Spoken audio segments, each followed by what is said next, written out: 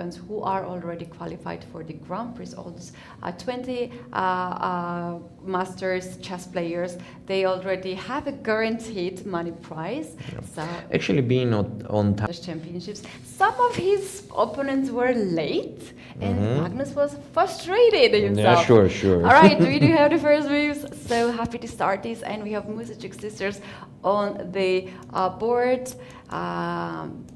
I expect this to be a quiet game, honestly.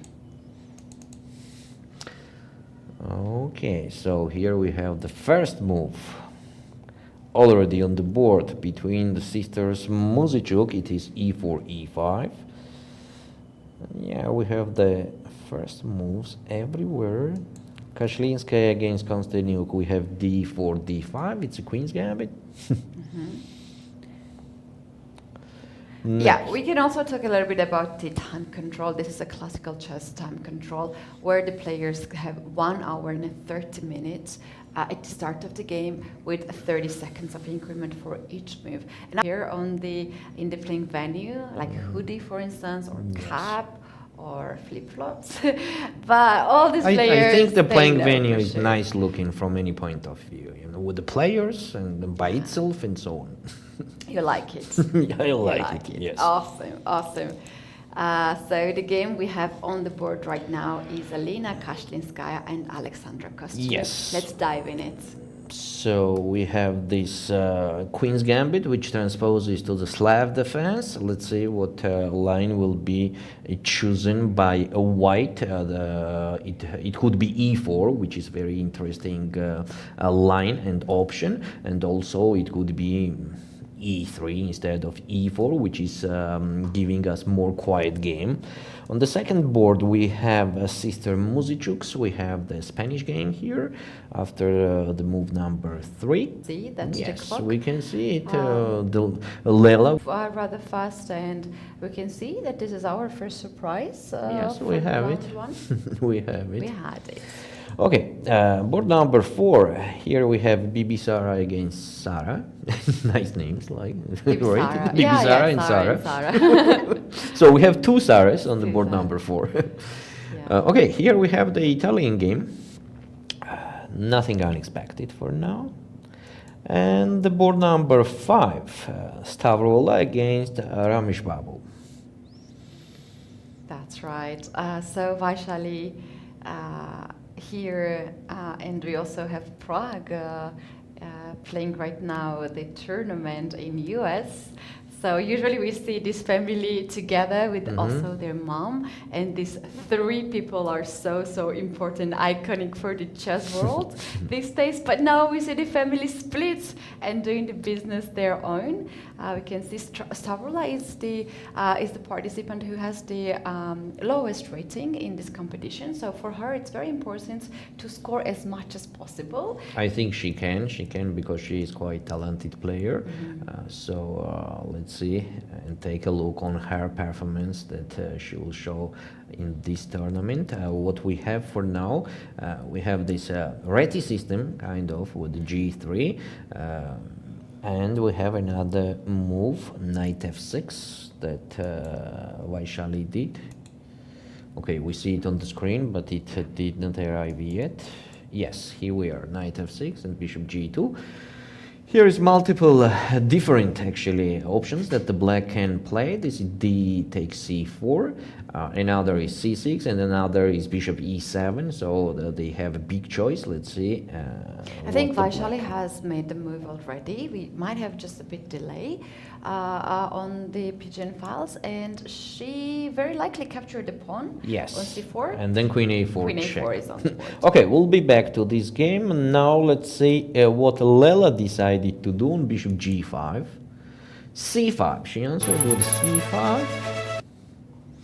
And preparation on the board, the home preparation, and it is a little bit unexpected for Lela.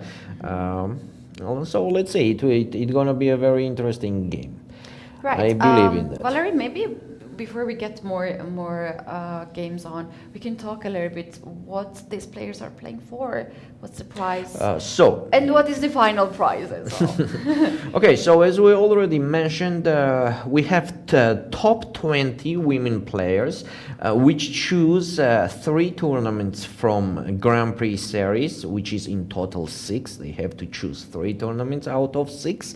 So in every tournament where they are getting the points connected to the place that they will get in the tournament, and then in the end, after the 2 years, in the end of the Grand Prix series, the best 2 players will participate in candidates tournament. So this is a main prize, of course, plus on each tournament they have the money prizes. Quite nice money prize, $120,000 is the prize fund. And the winner gets the $18,000, which is a really, really nice prize. And this is the event that we were all looking for. The first stage to go to the candidates tournament. All the players can try from here, and if they cannot manage to go, because we have only 2 players out of 20, then the players can qualify from many different tournaments, and also they can also qualify by the ratings. But this is a good start, and you can collect. Okay, we can say that the Grand Prix, Women Grand Prix, is the most famous tournament, maybe because it happens 3 times a year, right? So what for example, women chess player has more important during the year to play 3 times? Yeah, I wanted to say candidates tournament, but you said that candidates, 3 times. 3 times a year. Yeah, you are playing 3 times a year. So let's see. Let's see the games again. We have to see the games for sure. Here we are for chess. I think we can just pick one game and choose that one. Do you have any game that you want to stick around for a while and talk a bit? Actually, nothing unexpected is happening. Even the position Dzagnidze and Lela Javakhishvili goes to the common Benoni style. So actually, we have nothing unexpected. That's a good game. We have to go to Stavroula against Vaishali. That's going to be maybe the game that we're going to stick around for a while. The board will appear on the screen shortly. And before that, we can talk a little bit about the playing venue, where we are, what is the location, and so on and so on. So, Valerie, do you know that the spectators who are in Tbilisi, they can actually come at the playing venue and observe the games from very close distance? So, the location for this chess tournament and great event is the best. It is in the center of Tbilisi, in the hotel of Biltmore. And I hope we have visitors soon here. At least I think that they fill the playing venue. And maybe some of them will be staying even outside and watching from there. I hope so. Yeah, anyway, if you're in Georgia, if you plan to travel in Georgia for the next 10 days, go ahead, visit us. It is free of charge to come here. You can make also photos and ask for the signatures to the players. We have a lot of world champions in this competition. So again, Stavroula against Vaishali. Queen c8, yes. This is a common position. Actually, nothing unexpected is happening.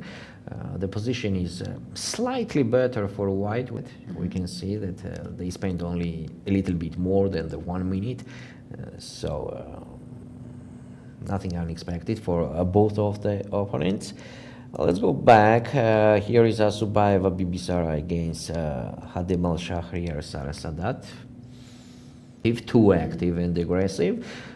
She just played the quiet position, and offers the quiet, very quiet and smooth Sicilian. Surprises on the board to surprise our opponents, and very often chess is a psychological game and you want to take your opponent out of the comfort zone, and very often we want to show them that we're well prepared against you and give some This is exactly what Bibisara Lela reacts well. Now it seems she knows what she is doing. That's already very important. When the opponent is giving you the surprise and you know how to answer. But still, of course, why against your teammates? Yeah, that's unpleasant. By the way, we have to mention that Nana Dzagnidze is the highest rating player in Georgia, but Lela is the most titled player from Georgia. That's very interesting fact, by the way, that Lela Javakhishvili is the most titled player in Georgia right now in women's section. Youngest participant is Bibisara, and the oldest participant is actually Lela. So all these girls are quite titled. They have won a lot of competitions. We're missing actually Alex. Let's go to sisters. I love to see how serious they are at the playing event. Games between each other. As I remember, all of them were draws. Mostly they are draws, yeah. Okay, the position is also very close to equal from the Spanish game. We will not stay here for a long time, and on the to make the decision, play e4 with that pawn or put it on e3. Here we have sister Muzychuk. After 97, it seems Anna played the move that we don't have it yet here.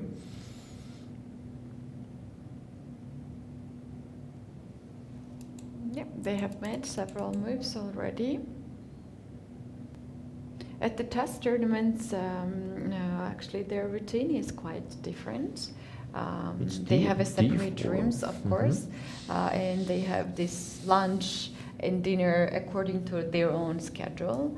So even though maybe at the beginning, when you are siblings, chess siblings, you're training together, you're traveling for the chess tournaments together, but when you are playing at the highest rated and the most prestigious tournaments, then you have your own schedule. Yes. And the coaches and so on and so on. That could be just another world even for the twin sisters.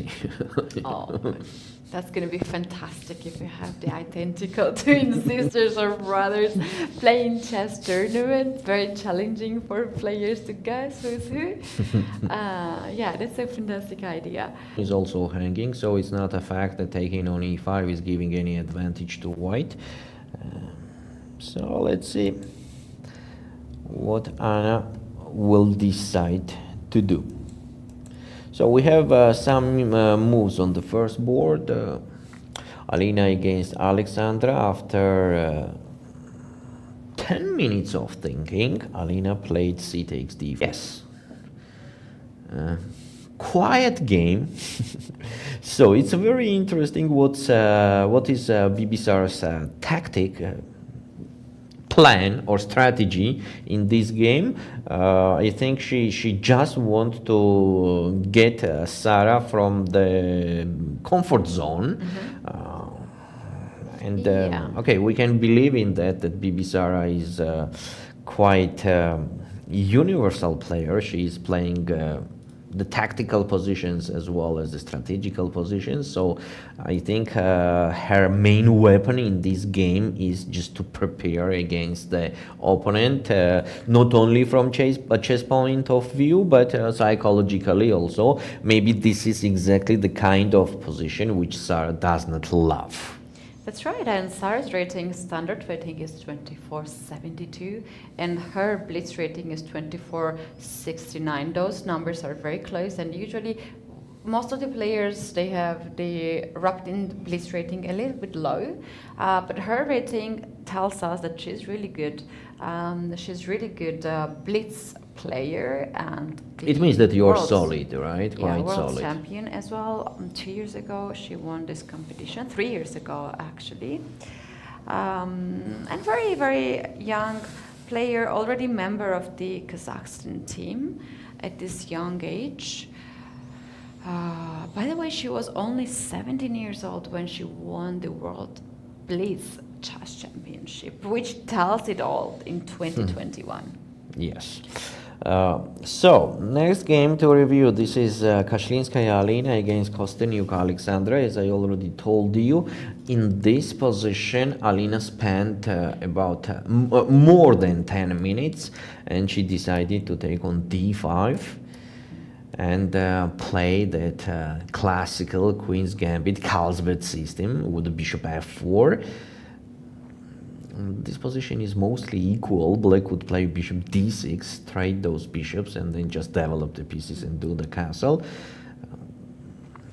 Yeah, when we have this kind of tournaments where your opponents are every day stronger than the previous one, you have a strategy. Sometimes you want to go easy, and sometimes you are just going with the equal positions, and for you it might For me, it's okay. actually very interesting what strategy they choose. For example, it's the first time I am commentating that Women Grand Prix, so it's very interesting to see, are they trying to be super safe and solid, or they love to be risky?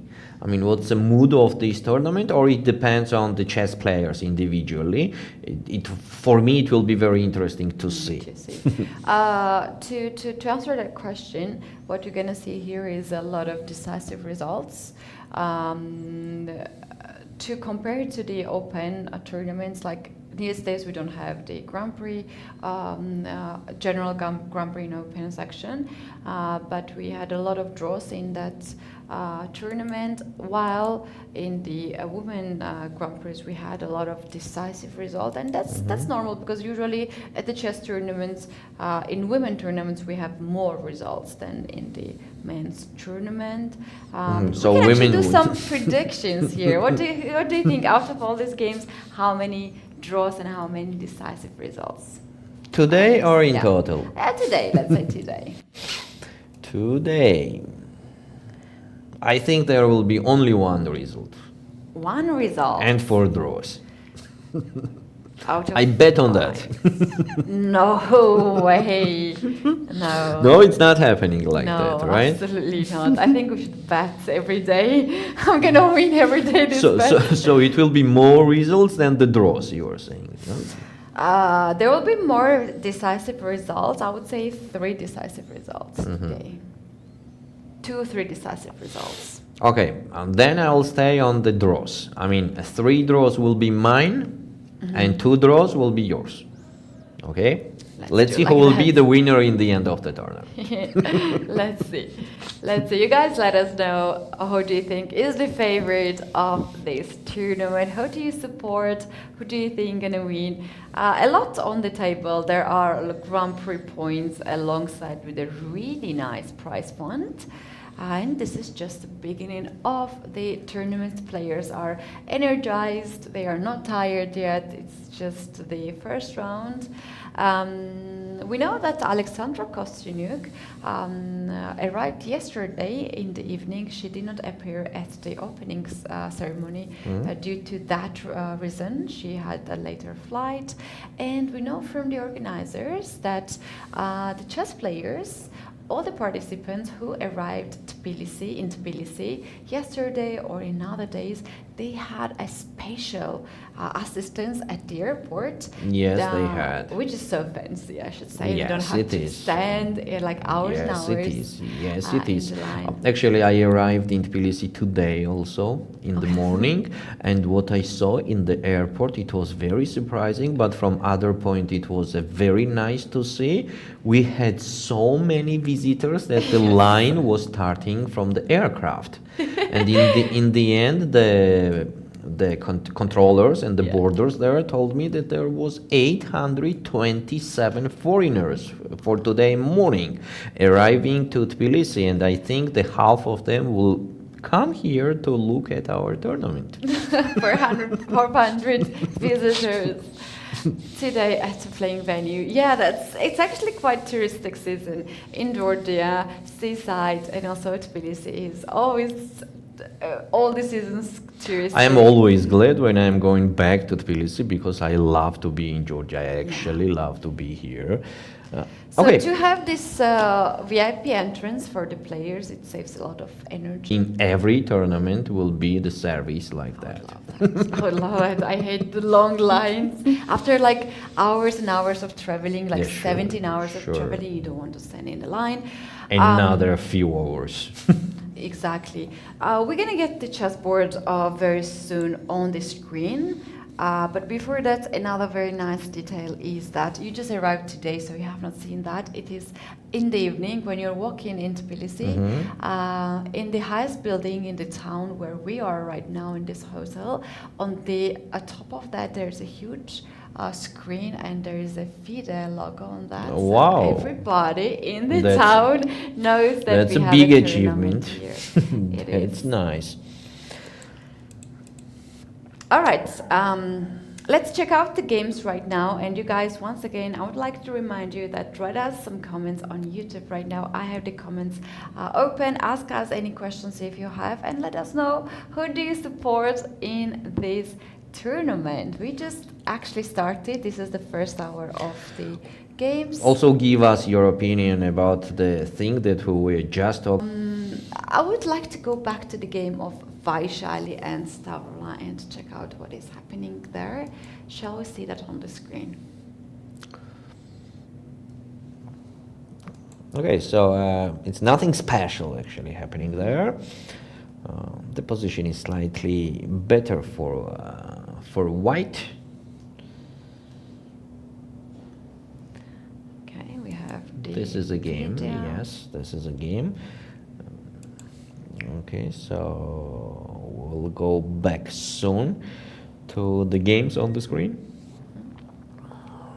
But I will tell you in advance that in all of the positions and the games, the positions are very close to equal. Nothing unexpected is and very aggressive or something like that is happening in any of the boards. So on the same time, I have to say that we have the great weather in Tbilisi. And we have fantastic weather and the climate. In total, the climate in Georgia is very good. So I think that most of the players love to be in Georgia, and I don't think that it's the first time for any of them to be in Georgia. Maybe in Tbilisi first time, but in Georgia in total, as we have a lot of competitions in Batumi also. Also Olympiad we had in Georgia. So I think any of them was there. Yeah, that's right. Soon we're gonna have the screens on the boards on the screen, and we're gonna have a chance to analyze the games. Right now you can see Stavroula against Vaishali. They are all very focused. We barely see players walking. Actually, Stavroula is a player compared to other players, which has to prove that she has a place in the top players, and she has a great chance to start doing it from today, from this tournament. Of course, she already had big achievements, but she has a long way ahead, and I think she will do it successfully. Yeah, very interesting chess player. I remember her a few years ago. She was a star, winning so many competitions, World Junior Championship as well. That's how I remember her. And her rating was already 2400 as a young participant. And then she disappeared from the top tournaments. She disappeared, and the yeah. reason of that is that she decided to study and she traveled and she moved to US. And we know that in the US there are a lot of programs for chess players and for sport people where they can actually get the high education and also be part of the chess program. So Could you she's please one of- remind me her age? I don't think she's more than 25, right? If I She am is correct. actually younger. Let me just very quickly go through with the details and to be sure how old is she. She's the youngest young, for yeah. sure. She was born in 2000. 24 That makes her years 24 old. years old, yeah. 24 years old. 24 4 years old, and yeah, we have her actually in already few years. And Bibisara is actually 20 years old. Yeah, 19-20 years So old. Bibisara is the The youngest youngest. player in this tournament. That's right. That's right. Okay, I would love to go to the games. Yeah. On the screen. You guys want to see chess games, but you can only see us. So stick around. We are going through some process, and we're gonna have the chess boards. And meanwhile, you can also see the games on all the chess platforms, but with 15 minutes delay. So you better stay here and watch the games live. So it's very interesting things start happening. Oh, we have a board. Here we have, yes, here we have. So the last moment we are reviewing this game was this position where we're saying bishop d6. Actually, that happened in the game. So take, e3, bishop f5. Okay, it's absolutely equal position. We can say like that. Actually, even it's possible to say that it smells like a draw already. I think this game will be the draw.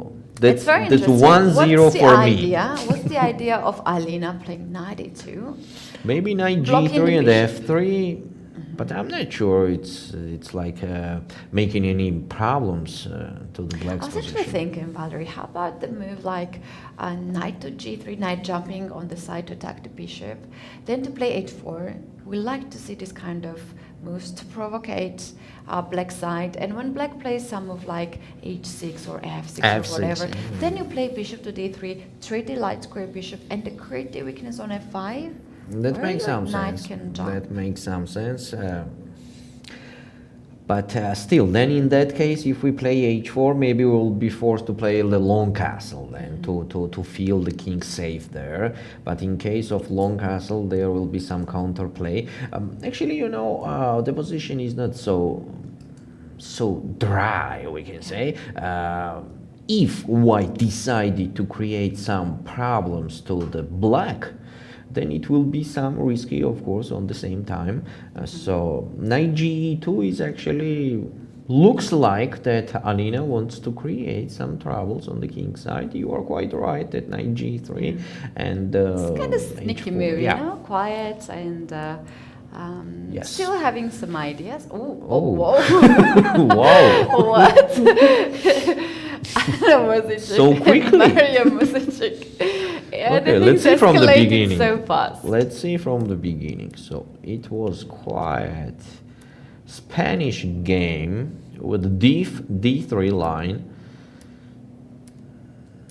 Okay. And suddenly here everything started. d4, c6. Taking on c5, take on, it's very interesting what's going on if the white takes on c5, black takes on b5. I think we're forced, right? You take the pawn on d6, yes. not that an extra pawn. Yes, because taking with the queen does not make any big sense, I think so, because there will be knight e4, or it will not be knight e4. No, suddenly the position became very complicated, because on knight e4, what's going on queen takes e5? It's very interesting. Yeah. Maybe queen d5 makes sense. No, e7 is hanging, just simply hanging, and nothing can do with that. So why not with the queen in this position? Why not with the queen? I would say here knight to c6, just to guard the pawn e5. And the e4 pawn is still hanging. It's still right? hanging. And if you play some like passive move like Rook knight e1. d2 or rook e1, now you can take the queen and play rook to d8 and Simply equalize. black has without a very any good trouble. development. Yeah. So c takes d6. So maybe the same here. Same no? knight to c6 or knight to g6. I don't think that, but bishop g5. Then we can even do h6. Yeah. The position is quite complicated anyway, you know. Yeah, maybe we can do from knight g6, so knight from g6 controls. Makes more sense. More squares, and the bishop will be more limited, and after bishop to g5 to hit and pin the knight, then h6, and you have to make decision whether to take on f6 or not. If the white take on f6, then queen f6 and rook d8, they are the d6 pawn is good right now, but in 2 moves this pawn will be gone actually. Yeah. So what we had in the game was bishop d3, bishop b6, take on e5, and take on e5. And it started. Look at this, Keti. Bishop h3. Nice. Very nice. Okay, and what's the idea of that? Are you sure they are sisters? Something going on between sisters. Oh, wow. Oh, that's fantastic play. Maybe these lines are those lines where the game ends in a draw, long line, but still, I love how creative. Still, it is nice to see and watch. Yeah. May I ask how they started the first moves? I will just check. E4, E5. E4, E5, knight F3, knight C6, bishop B5, knight F6, D3. Bishop c5, c3, castle, castle. We need to research. d6, h3, knight e7, and d4, and c6. c6. That's a very interesting moment. Yeah, bishop went to d3. Yes. And then bishop b6, and then take on e5 twice, and bishop h3. Okay, that's very interesting. Let's see if we had a game before this. Oh yeah, we had the game before that. So, and it's equal. Equal, yeah. Right? So I believe that everything happened later. No, it was not in our game. In our game, it was take on h3. So bishop h3 has happened in the game, but then capturing back did not happen. So let's see now, after capturing back, black went for queen to b8. Queen b8, bishop f4, and bishop c7. And bishop to h2. Bishop to h2, take on e5, f4. Yeah, this is the line. This is a line with a mutual play, I think so, right? Because white has some troubles with the pawn structure, but on the same time, those pawns are supported with a pair of the bishops and taking the center, space in the center. But the position is not quiet like it was, for example, 6-7 moves ago. Yeah. It is with a mutual play. It's not equal. Actually, we can mention that. It's a mutual play. Everything could happen in this game. Yeah, f4 in this opening was the only move which keeps the position holding for white. Any other move gives the winning position to black. Let's say bishop takes c5 instead. Queen Dark takes squares, c5, we'll talk. and then f4. This is already, according to the engine, losing position because after queen c5 check, your dark squares are suffering pretty much. You can play rook to a to d8 to pin the bishop as well. Knight g6. King is very weak, right? Yeah. So f4. And undeveloped queen side. f4 keeps the bishop on the board. So the best here to play with the white seems like queen e2, right? Just to improve the queen and then play knight d2. But still, the position is very interesting. Okay, I don't know in advance. Maybe both of them, okay, with draw, but the position is by itself is very interesting. Yeah, it's funny because the database that I'm looking at, we can also see how many times there was a person analyzing in this database. There's no game at this point, but you can see that this is a quite fresh line, and you can see that in April someone was analyzing this position, and here we have it happening for the first time. We have also some new someone line or two happening. of them. Both of them playing. And the most analyzed move is queen to f3, actually. Queen to f3. Yeah, more people saw that move. Okay, next game is Nana Dzagnidze against Lela Javakhishvili. In the comment section, we have people speculating already the results. And I will read it out actually. Let's give the shout outs to our viewers. Matthias Math says that I think Vaishali will win this event, and then there will be close battle for second between Muzychuk sisters and Nana and Alexandra.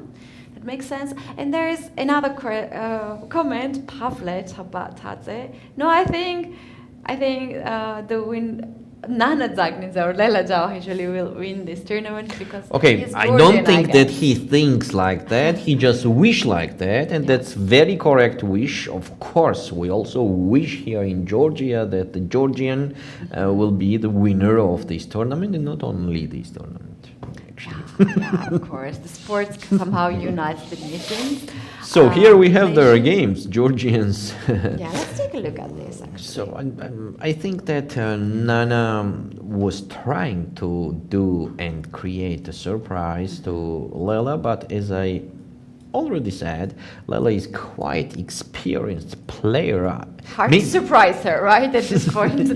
Yeah, it is very hard to surprise her with anything, mostly in d4 openings. So, as you see, Lela made some correct decisions, and the position is with a neutral play. Valerie, you know what I'm really curious? The bishop jumps back from g5 to e3. Usually we want to develop as much pieces as possible, as fast as possible. What is behind of development? Maybe knight e4 was hanging. Maybe it was hanging. I don't know. Maybe knight e4 was hanging. It's very interesting. For example, if we play bishop e2 with white, right? What's going on after bishop e2?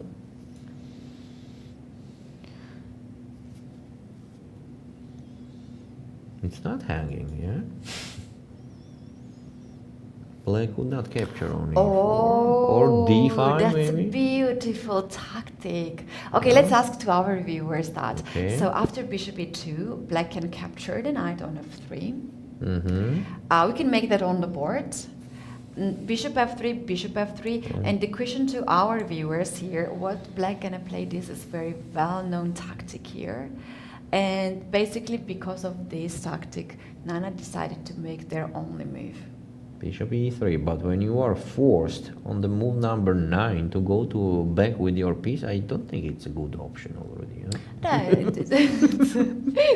So guys, let us know what you think is the tactic here. If you are solving tactics or daily puzzles, you surely know, you have seen this. Let us know. And meanwhile, to make a comment on that, Valerie, that if you have to play this move, bishop e3, right now I see the engine lines. It gives a slight advantage still to white, even after bishop d3. Yeah, slightly better because of the center still, it could be. Yeah. Okay, move to next game. Here we have board number 4, Bibisara against Sara. Some interesting things happened here also, right? So we stopped on a4. That was the position where we stopped. So Sara decided to capture on e3, white captures. Bishop a6, b3. What an interesting move. Maintaining the bishop on c4, and if black decides to capture this bishop, then you're gonna have double pawns. That's clear. That's clear, but in the game was d5. Valerie, can you explain to some of our viewers, because for many of them I know, double pawns are a weakness. If the double pawns are going to center, it could be the strength more than the weakness. So mostly when the b3 pawn, if it goes to c4 and controlling d5 square, that will be just excellent for white. For example, if black captures on c4, b takes e4, okay, the pawn on c4 is definitely much better than the pawn on b2. So this is kind of pawn range now in the center, which gives actually advantage for white. Yeah, and also just moving the pawn from b file, that also gives an opportunity semi-open for the rook. b file also Rook there, b1, right? rook b7 will be a target. So that was the point actually of Bibisara, but Sara reacts, I think she reacts quite well. She played d5. Oh, is that happening? Is that happening already, the draw offer? Because we can see Muzychuk sisters, Mariya, went to the chief arbiter, Mariya Javakhishvili, and she probably, they have to reach 30 moves. Is that a 30 moves? No, it's... Yes, it is, but they already repeated the position 3 times. So they ask for a draw, and the arbiter will check right now if it's a 3 times repetition. We have the first result, which goes to your team. Yes, yes, it goes. It goes to your team. Oh, actually, that was very smart of you, because sister, So it was a guaranteed draw. Oh no. Oh no. So I already got +1 from the beginning as they were playing between each other, and you said that they're gonna do the draw. Yeah, okay, they're drawing you. So I'm waiting for another draw between Georgians. No. I don't see that happening. I don't see But that happening. now you will be happy if I show you a game between Alina and Alexandra, where there we here go. here you are, h4, that was your idea, and it started working here in this game. But I don't think Alexandra will be afraid of it. Yeah, it's not a big deal. Like, As it is very difficult to surprise Lela in the Queen's Gambit, it is also very difficult to make Alexandra be scared of any of the moves, any of the aggressive and attacking moves. But that promises us a very interesting game. It is very good that the white, and we have the first result here. So. The arbiter fixed the 3 times repetition, and the game became a draw between sisters Muzychuk from Ukraine. So I was talking about Alina, that it is very good that she did not play bishop d3 and went to that position where nothing special is happening at all. She tries to create some complications, and it will be very nice to watch this game. Now I'm sure of that. Yeah, can we just make a couple of more moves here for Alexandra to find the square for this bishop? Because after h5, the bishop might have serious troubles. So, for example, h6. For example, h6. And let's just say... h5 does not make any big sense, yeah? Because I was just looking with like queen g4 somewhere. Queen g4 or knight h5.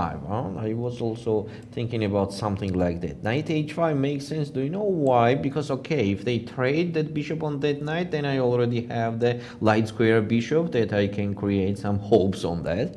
And if the black does castle, then knight f4. And I have kind of guarantee knight on f4. And, maybe even f4. All in. Let's go all in. Yeah, because actually white can do long castle just in case any time, and there is no immediate danger on the king there.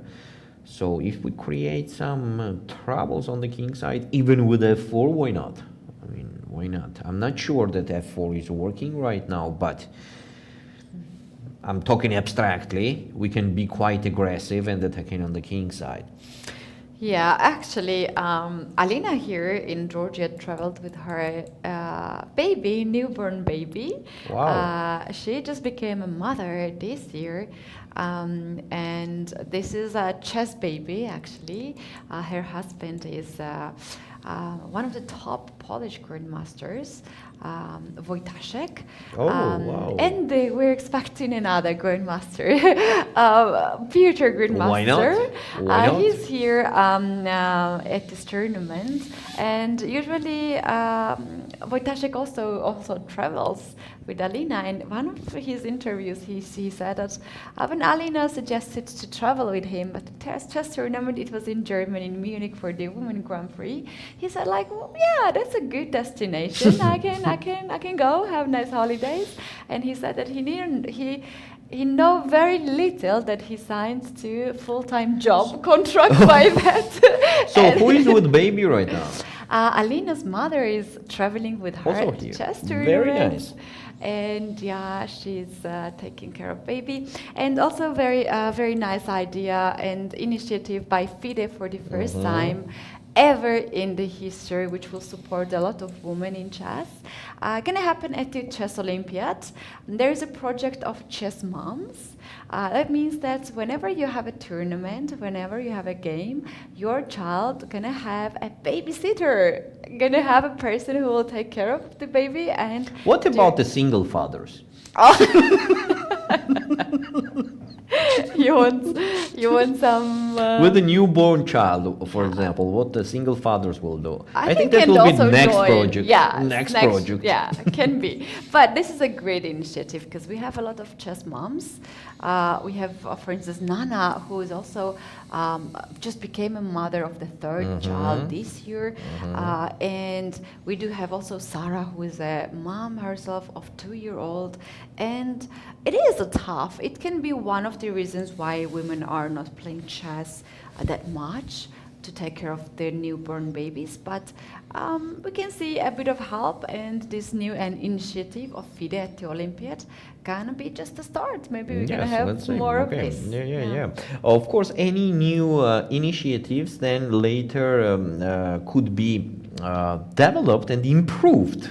You know, so I hope that it will reach the single fathers also. But that's very important for men. Why not? Why not? Why not? All right, So, what is happening in this game here? We have Stavroula. As I remember, somebody was expecting that Vaishali will win this tournament in the comments. Yes. So this is a game that we have against Stavroula after move number 15. And then nothing happened since we reviewed that game last moment. White just have pair of the bishops, but without any troubles for black. They developed the pieces. Now they will start improving it. So it's equal. I think the position is just equal. But it will be a long game.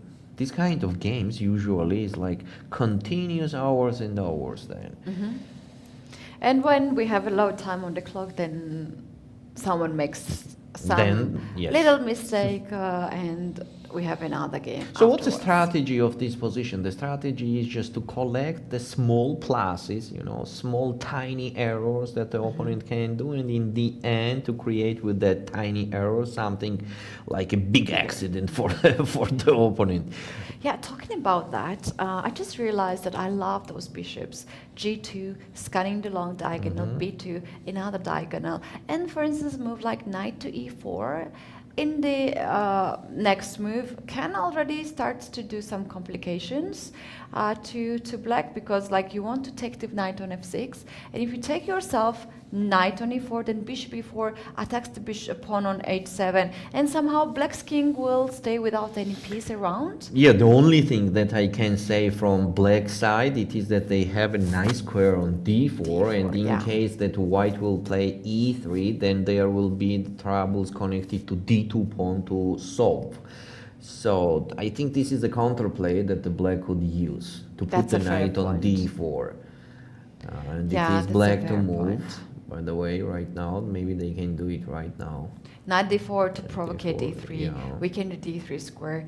Vaishali takes her time here to think. And this is the moment when you have to decide what's your next plan. You need to choose the proper plan. in this very position. Yes, abstractly, okay, I can say that I love to play here with white more than with black, because anyway those two bishops, the pair of the bishops, is kind of guarantee the safety of your position, you know. And you know, the position could be equal, but sometimes it is happening like that somebody has to equalize. Obviously it is equal, but there is the side who has to equalize. So here white is not the side who has to equalize, black has to equalize. For the human chess it is kind of connected to the troubles. For example, for engine it's not a problem. Engine can do 10-20 correct moves in a row to equalize the position, but for human being, of course, it is not so easy. So this could be the strategy also of Stavroula in this game, because from the beginning she kind of decided to go on this position, starting with the c4 and g3. Yeah, to avoid the main lines, to go side lines where she has little something, and to go on the same around. time, I think Vaishali is also ready for that, and she knows what she's doing. So it will be a long fight here in this game.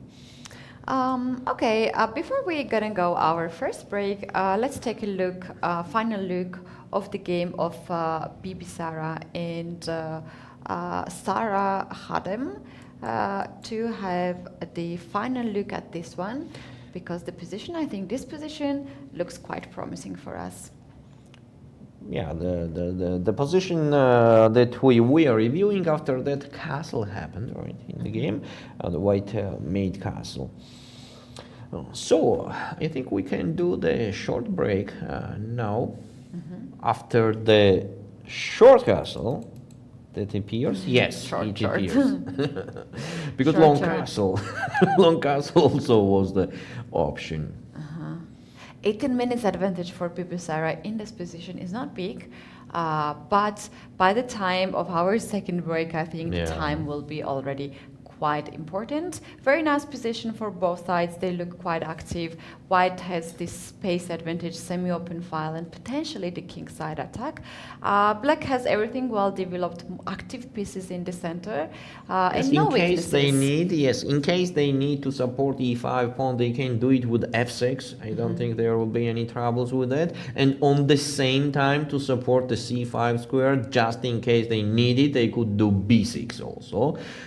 It's not weakening their position too much. So it's with a mutual play. We can say like that.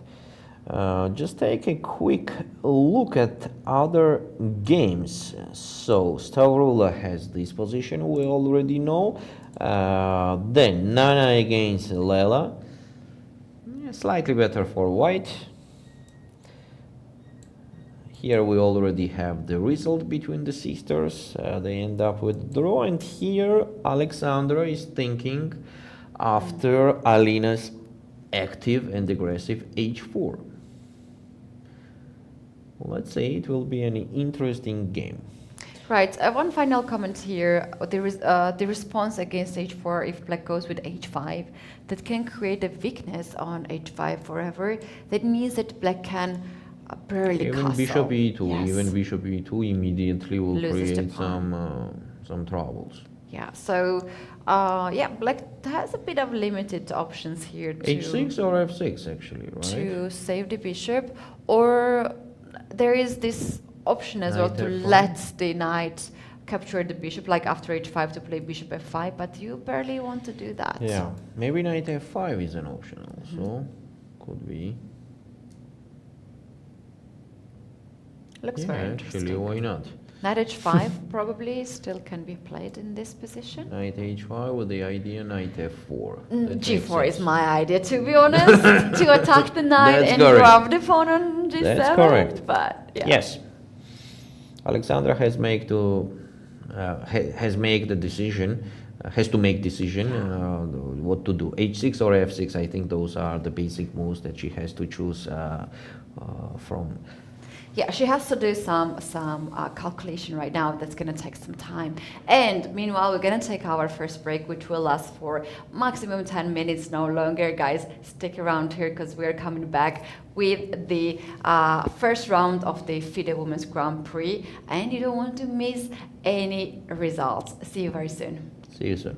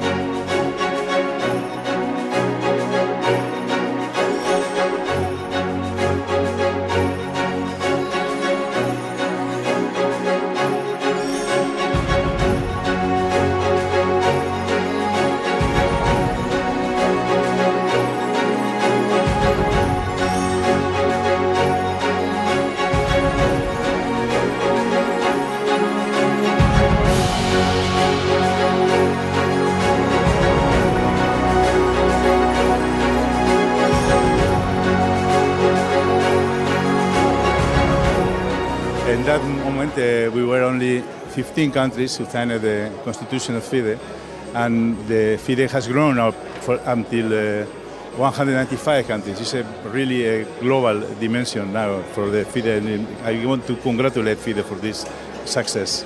It's very important to be part of the ceremony. It's a historic occasion. It only comes along every century. So we were happy that we were able to take part. In part, we were able to take part because chess has been so much more successful recently, so that 5 years ago we couldn't have come, but now we can. For 100 years, Marc Nicolai signed this document, and it's a very important moment for Switzerland also to be part of it, and for me myself also, of course. And I think FIDE has done a great job 100 years ago now, and has a future where it can also transmit chess in the society, in social work, in other domains, not only in competition. So I think it's a great time to go on, to go for the future.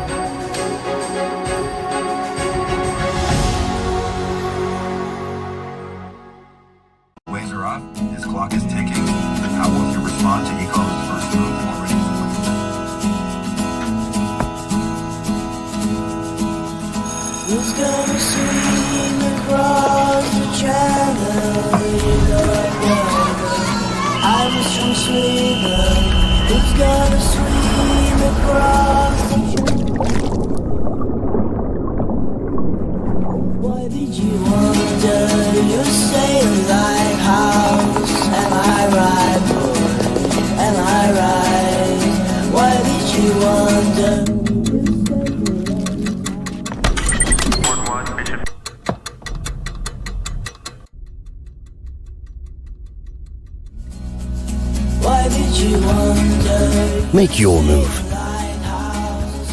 The 45th FIDE Chess Olympiad, Budapest 2024, where the story becomes history. Welcome back, everyone. This is FIDE Women's Grand Prix in Tbilisi, and I'm joined by Alina Muzychuk, our guest for today. Anna, hello and welcome to the studio. Hello, thanks for inviting me. You have finished your game, you played against your sister, and at the tournaments, usually your first round tournament is your sister. Depends, not usually. At the Grand Prix. At the Grand Prix. Yeah. We were just wondering if those games are mostly draws or you have also decisive results. If you can remember. No, we have had, of course, many games, and not all of them ended in a draw. You may even remember the World Cup, the last World Cup, where we had to play against each other, and the winner had to be determined. So one of us had to.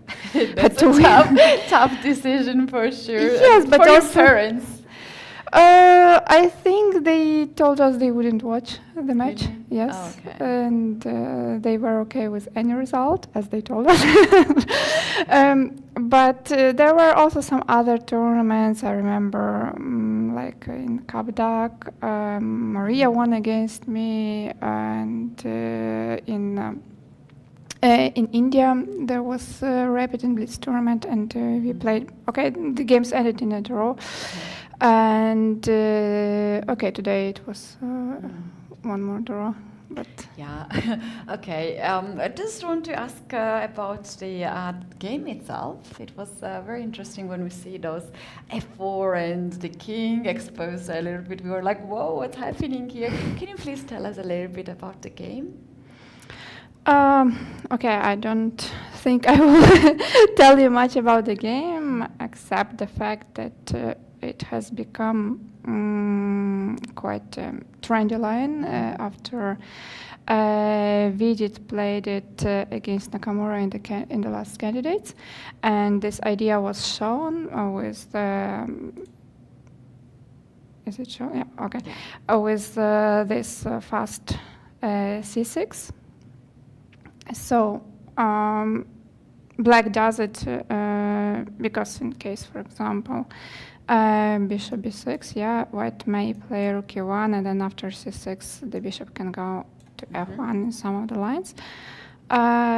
So that's why I did c6 first, and of course there are different possibilities. I played bishop d3, but white can also take the pawn, like for example d takes c5 followed by c takes d6, but then this pawn on d6, on one hand it looks like it's a strong pawn, but on the other hand white is not, white is behind the development, and white doesn't have time to protect this pawn well, so later on in the lines it's known that black will regain the material, and so but okay, d takes c5 is of course a possibility, and bishop d3 is the move I played. Bishop b6 takes, knight e5, and yeah, all this works because of this bishop h3 idea.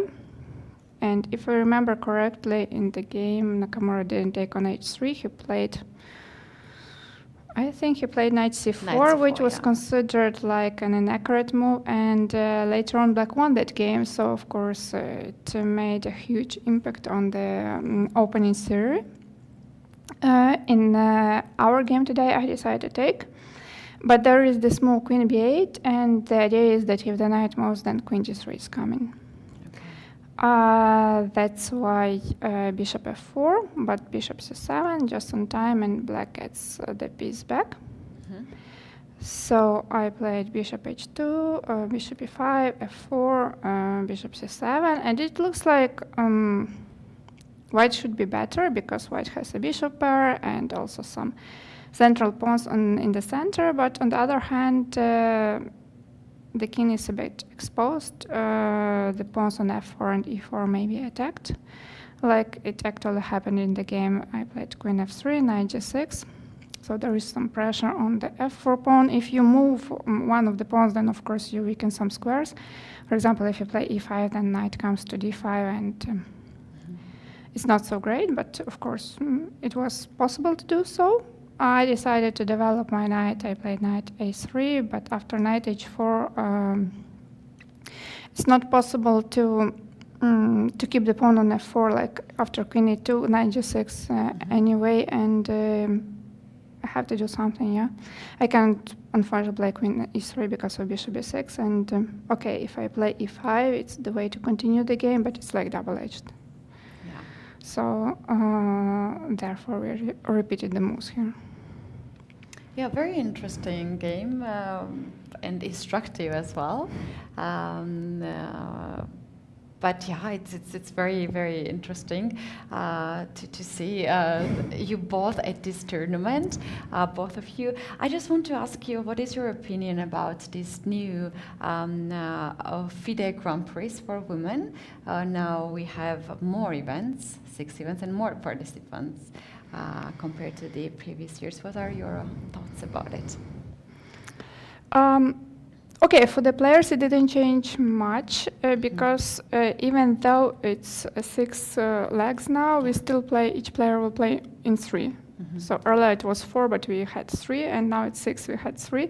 So it's just that we have additional players, and okay, I think it's good that we managed to find more places because it means that more cities and countries are interested in chess. So from this point of view, I think it's interesting. Let's try this way. But in the very beginning, when I started to play, like, okay, I think my first Grand Prix was in 2011, and back then we had 6 Grand Prix. Okay. So I coming remember back to that. Coming back. Okay, and as I know, the players can choose the Grand Prix. Out of the 6, you can choose your favorite 3.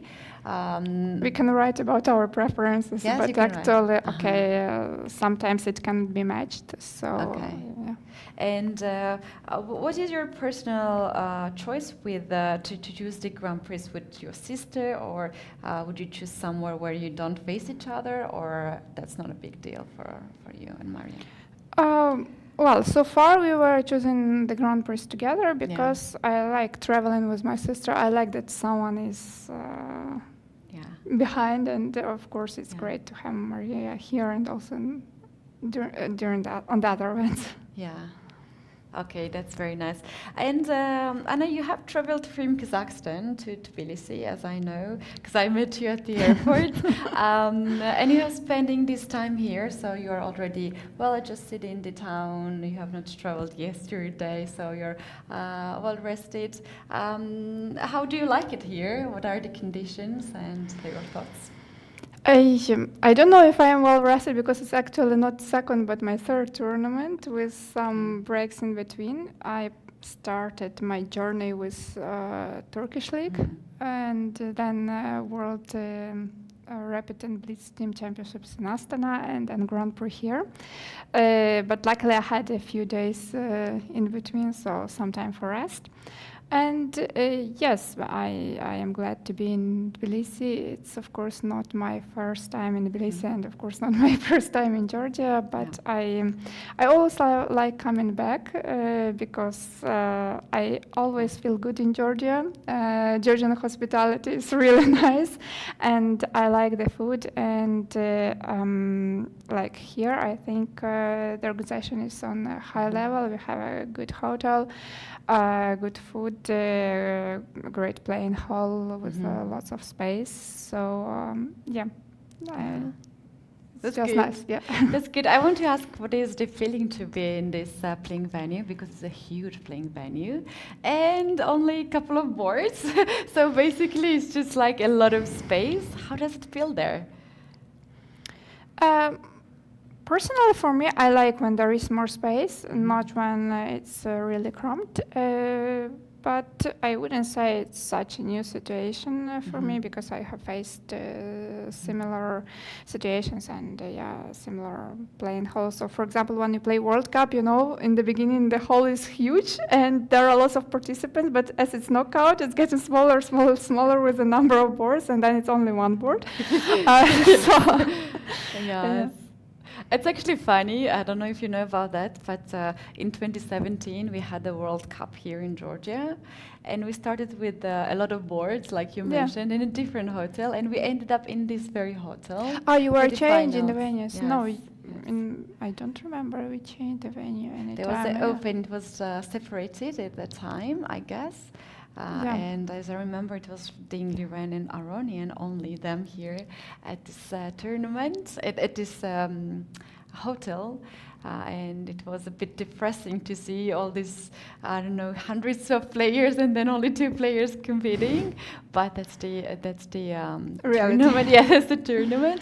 I wanted to ask also what your daily routine during the tournament. How do you usually go from morning to the end or after the game finishes? That's how do you get your energy back and rest and prepare? Okay, in the mornings it's usually more or less the same. Yes, you wake up, you have breakfast, you prepare, you have lunch, you go to the game. Yeah, and after the game it may be different because it depends how you play that game and was it a long game, was it a short game, like your emotions. So then of course it depends on your mood. Remote, yeah. Okay. And I guess during the tournament, you cut the social media, or you like to be still in touch with your fans, or how this is working for you? I don't think I am that very active, but I think it also depends. Yeah, I can't say that I am making some restrictions just for the tournaments. Okay. As one of your followers, I like to see your videos, and there are a lot of your fans in our chat as well. So I will wish best of luck to you and Mariya to this tournament, as this is the first round and many more to come. And I hope you enjoy Tbilisi as well. Yeah, thank you very much. Well, you guys, we are going to now take a very short technical break, and we'll be back with the resume of the round 1 at the FIDE Women's Grand Prix.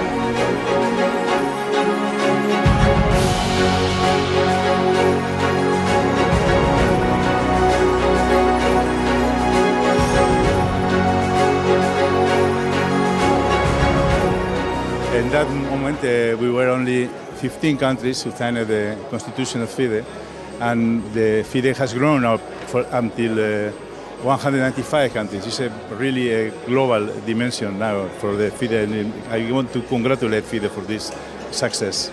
It's very important to be part of the ceremony. It's a historic occasion. It only comes along every century. So we were happy that we were able to take part. In part, we were able to take part because chess has been so much more successful recently, so that 5 years ago we couldn't have come, but now we can. For 100 years, Marc Nicolai signed this document, and it's a very important moment for Switzerland also to be part of it, and for me, myself also, of course.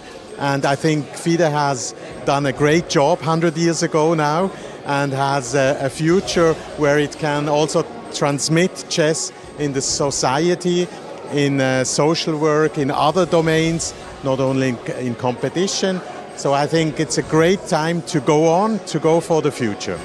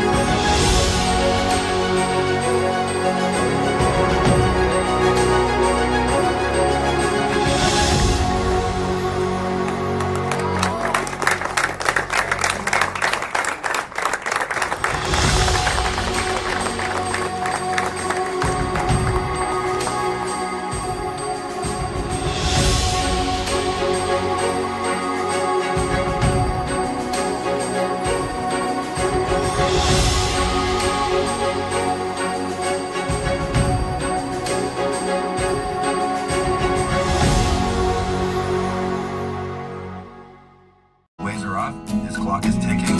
How will he respond to Igor's first move already?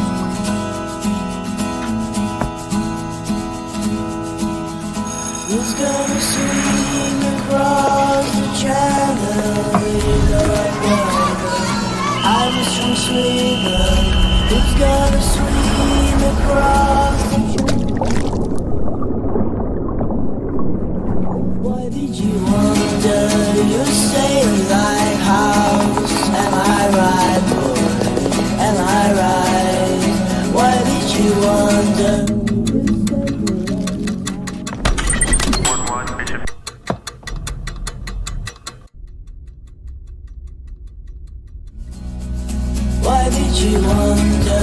Make your move. The 45th FIDE Chess Olympiad, Budapest 2024, where the story becomes history.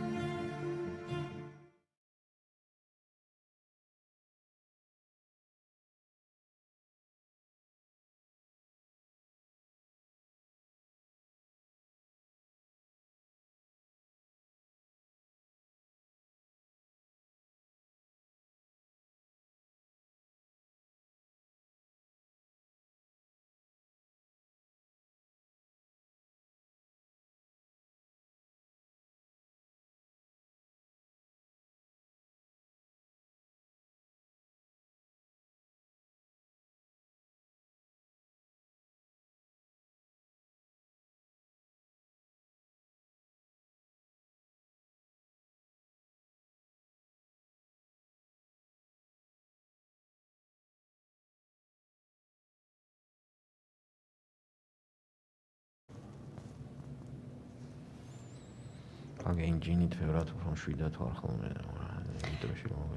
are coming back at the FIDE Women's Grand Prix 2024 to 2025, and I'm Keti, this is Valerie.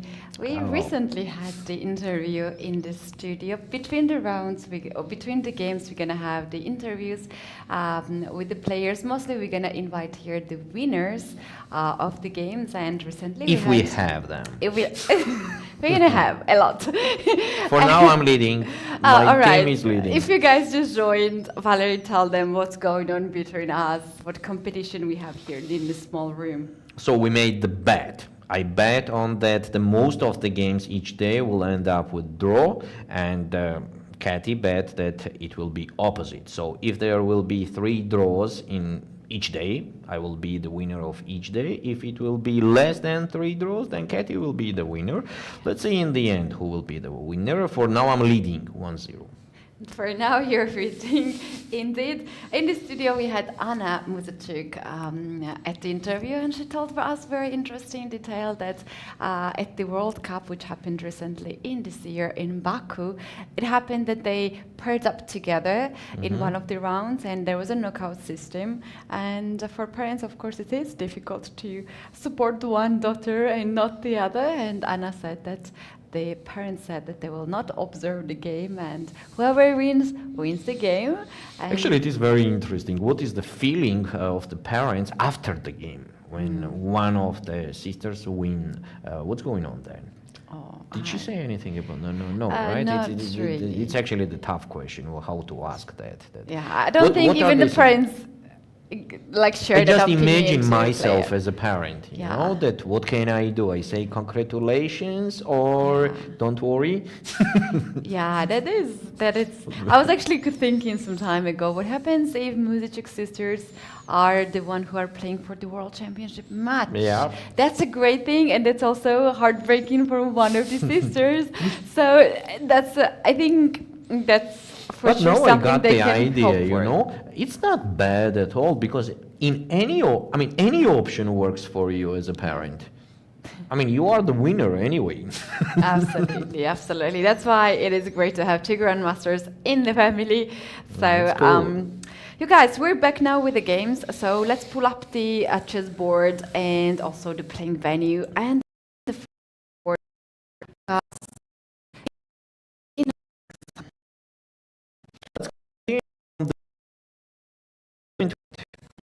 Was the moment of a where, and that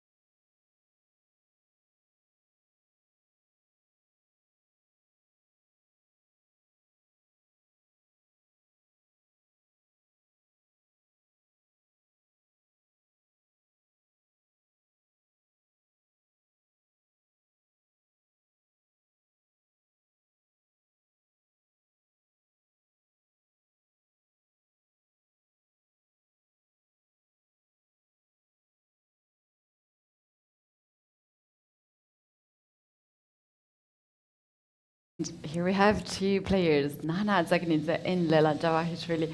We learned that there are a lot of Georgian spectators. Obviously, it's happening in Georgia, and we have two of national team members competing in the We can first say round. the leaders also. Yeah. And we mentioned that in just a few weeks after this event, they will play alongside each other, supporting each other, but not in this game, obviously. And our idea was that Nana is standing better here. Yes, she is. And she knows that. That's very important thing. She knows that. During the game, if once somebody tells you that now you are good, it is a very big advantage. And now we can see on Nana's face that she knows that she's good. And again, c4 square is very decisive detail in this position. So it will be a very tough game for Lela. For Lela, the thing is that what has this very beautiful center and the space advantage, knight comes on c4, hitting the pawn on d6, which is the weakness. You need to consider to guard it with queen c7, queen e7, and there is a very clear plan for white, which makes the plan much easier play much easier for white. For instance, something like knight c4, rook e1, and to prepare e5. Whenever we can put rook d1, e1 also, could be. Valerie, what do you think about move like g4, g5? That can be good, or that can be good for black to have kind of sort of weakness? I think it's unnecessary, because first of all, first what comes to the head after g4, they can play g6, and the bishop goes on g7 in case they need. I think knight c4, the standard thing, knight c4, rook d1, rook e1, e5, that will be the most unpleasant plan for black and problematic. So, what did they play? We have the new move, as we see on the screen. We do have the move, and you guys, meanwhile, I would like to just inform you that we have the question for you on FIDE YouTube. The question is who you are rooting for, and go ahead, click to there and just let us know in the comment section who you are rooting in this round. You have all the players on the board right now. We can see that Alexandra Kosteniuk is deep in her thoughts, as well as Sarah Hadem. What is the next game we want to take a look? Here we have Assaubayeva Bibisara against Khademalsharieh Sarasadat. So Bibisara against Sara, we can say. The last move was rook f2. Seems like White's position is so solid that it is a big pleasure actually to play this position with White. Maybe obviously it's not so big advantage here, but their pieces seems to me more mobile and ready to create the troubles to the opponent. And the time advantage is on Bibisara's side quite again, big already. and it is increasing. It increased, and still increasing, that's correct. It is true that players have 30 minutes of increment after 40 moves, but this is not even halfway through, it is just 15 moves that has been made, so 24 moves to be played. It's a whole game. In this position, it's going to be the whole game, next 25 moves. So, what do you think? I have a feeling that Bibisara found out the correct way of the opening to do. It was like not so aggressive, active, but from the psychological point of view, I think the job is done. She got what she wanted. She has very pleasant position. She has more time on the clock, and soon we're gonna have this situation when time really matters.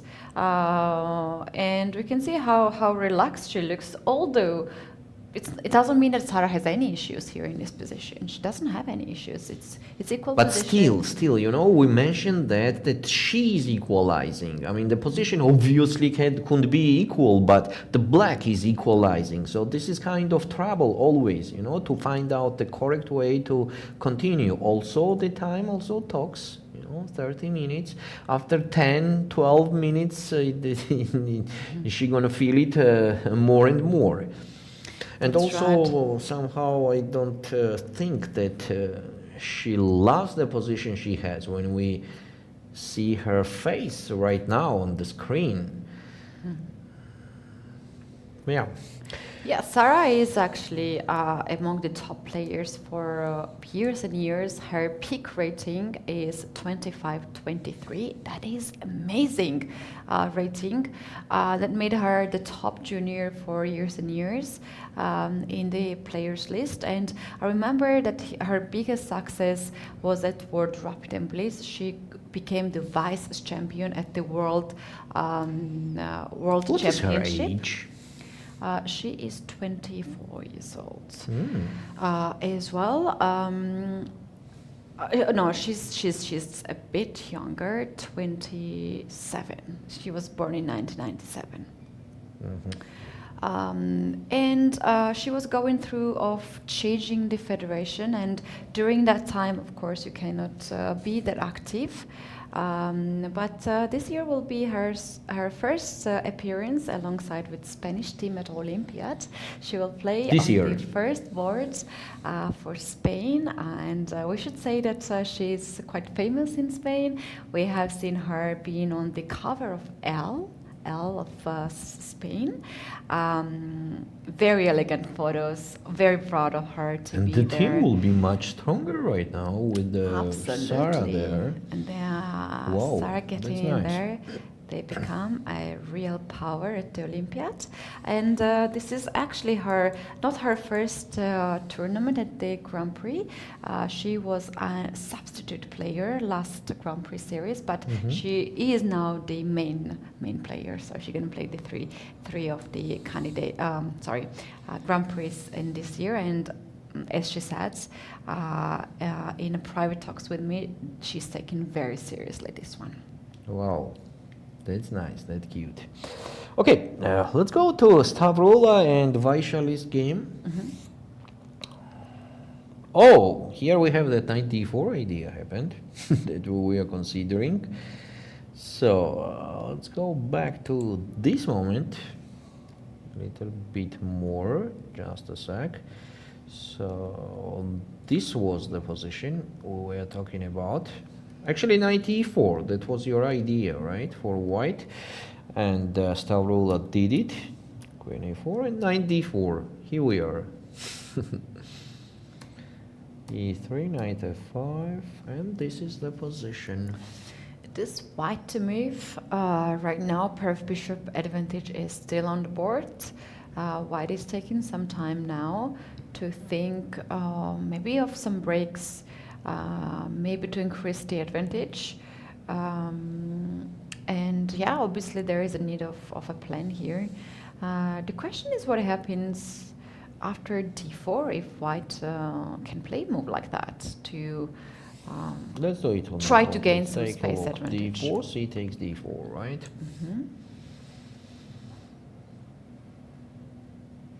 And let's say pawn takes on d4. And on the next move to push d5. d5, yeah. To open up even further open the up, but position. bishop f6. Bishop f6 is pinning that pawn. And I think she played that. To play d4? I'm not sure, but on the screen I think it is d4.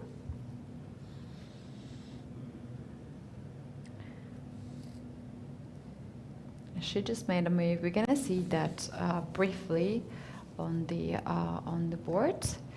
I can actually suggest the engine move here. I can see that engine was suggesting bishop e5, hitting the rook over there. So bishop d6 and Maybe can we make that on the board, and we can see the reason why bishop e5. so what's bishop going on d6. rook b6, for example? Interesting. Bishop What is so b6. wrong with rook b6? And now you go d4. Now d4, and when After they c take, takes d4, the engine says go with rook to c1, hit the queen.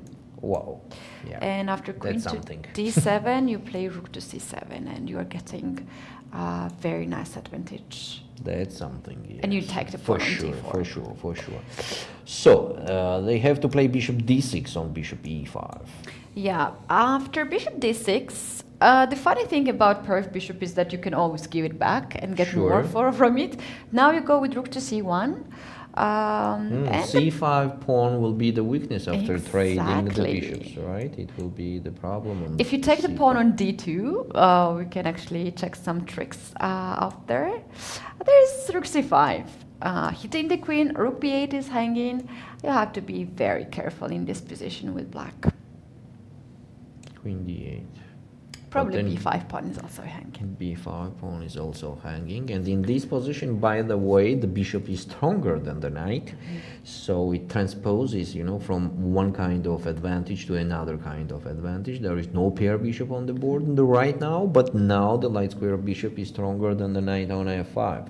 Slightly better position for white, right? So it's interesting what happened in the game. In the game, d pawn has been played, but not on d4, but on But on d3. D3. Stuffed on the way, which is also a very nice move. This is the second line of the engine's choice, just to hold the position. Maybe later on to play rook c1, rook d1, because why this not? f Yes. rook is not in the game. And it's a what is the toughness of the black position, what I feel and how I see it. They have no counterplay. That's a problem. All the time they have to take care about the opponent's ideas, plans, wishes, troubles that the opponent could create. So this is quite unpleasant. Again, we're going to that moment when the position could be obviously equal, but you have to equalize all the time, which is quite hard work. Yeah, there are some comments in our chat about women, and this is the women tournament. And Valeria was at the Norway chess where the women and the men had the equal prize fund, which was 8,000 euros. Incredible prize fund. Wow. And a lot of players have been asked about this question, and the players who were also participating there. Prague, Vaishal's brother, said in the interview that he's actually happy to have this for her sister because it is important. He sees how Sure. important it is for Vaishali, how course. good it is for Vaishali, and he also appreciates how What is that sign, if you know? The sign? Waist breach on the shoulder, or where is it? On the hand? you mean the bracelet? No. That on the jacket. Jacket. There's a Waist cover. There's one cover. Bibisara covers that, but we will see that. The sponsor. It would be nice to ask her, I think so. Waist breach. That's a sponsor, and they're so amazing how many companies in India are sponsoring the talented Indian chess players. I'm sure we have a lot of spectators in our chat from India, and you guys, if you know more about these details, please let us know. Sponsors are so crucial for chess players. Vaishali actually is deep in her thoughts, and meanwhile, Alexandra Kosteniuk, she castled on the short side, Short as side, you yes. mentioned. Seems like all her problems has been solved, and there's not much of the issues for It's a black here mutual in this play, position. yeah, we can say that. So, here, Nana against Lela. And nothing much happened here. After rook b8, Nana is still thinking. Next one, Bibisara against Sarah. Sarah decided to put rook d8, rook d7. On the same time, Bibisara double up the rooks on the f file. It seems to me it has to be better for white, this position.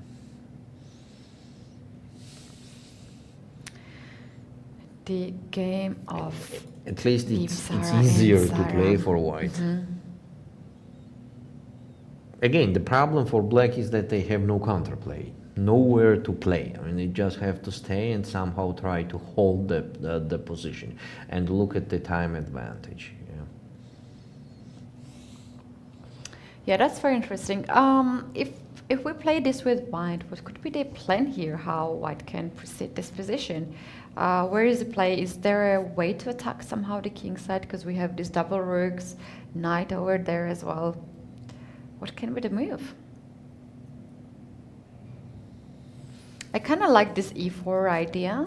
Because of d4 square. But then you are later. giving up the d4 square. But what do you think about something like knight e4? Doubling the pawns, but if you dare to capture this knight with the bishop, then you're going to have to deal with f7 weakness. I have pair of rook and the bishop hitting already to that square.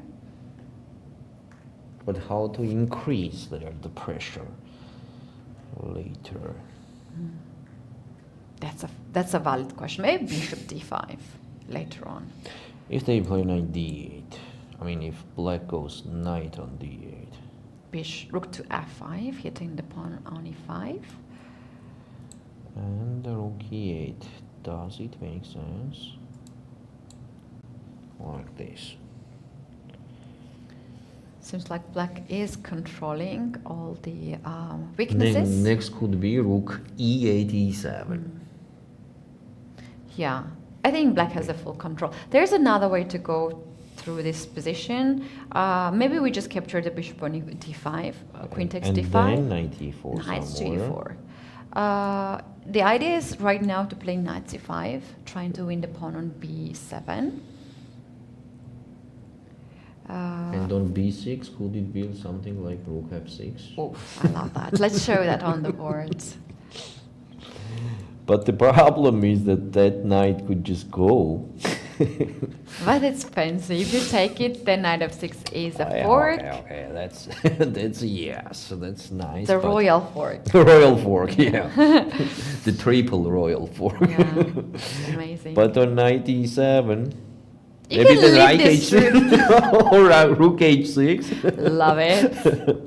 Ooh, love it. Rook h6 to put then rook on h5 and attack the e5. But Maybe okay. h4, h5, h6. Like you cannot take the rook on f6 for But next they can few play weeks. king h8, and that's the trouble.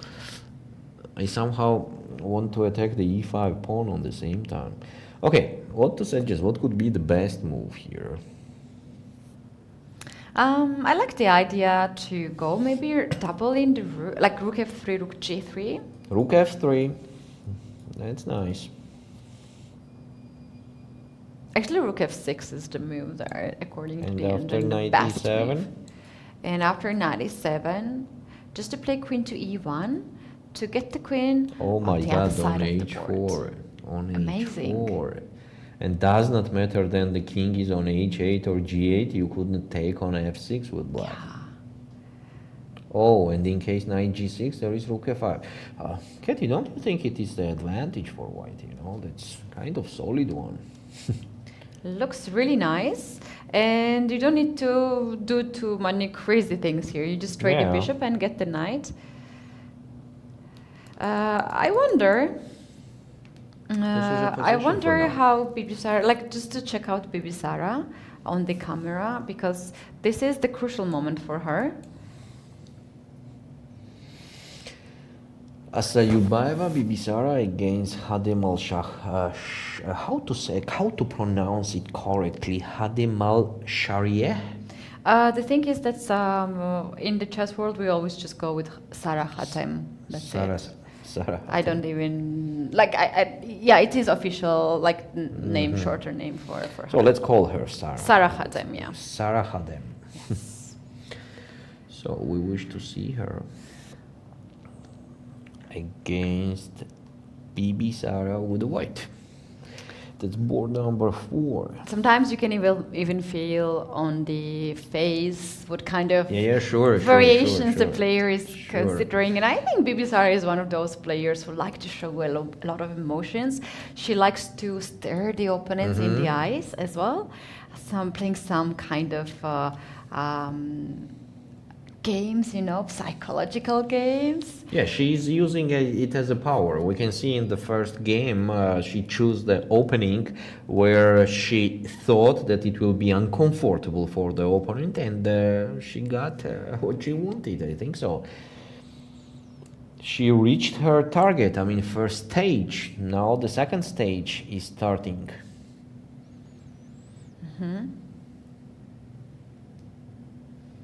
And another thing is also you need a poker face when you see that something is going to change in your position. A lot of players are just pretending that they don't see that That's nothing true. is happening. That's true. So we need to check out both Sarah's on the That's the true. face. We're gonna get that footage quite soon. For the moment, time is not an issue in any of the game. We don't have much of the differences, and here we have Sarah Hadem and Bibisara She is, covered her face. She's calculating some dangerous lines, probably. We can see Sarah Hadem quite focused. Bibisara feels that this is a quite decisive moment in the game, and she is trying to find out the best option for white to continue this position. So as we said, bishop takes d5 is very interesting with knight e4 later. Let's see if Bibisara will choose that way to go, but she seems fully focused. Fully focused. She's already taken several minutes in this position. She's not blitzing out, and that's very important for a chess player to feel when it's the moment to stop and think. There are for sure several options, and maybe it's not so easy to find bishop d5 as your first candidate. First, maybe you have to go through when you have a big other choice, lines. it's very, very difficult to choose the best option, of course.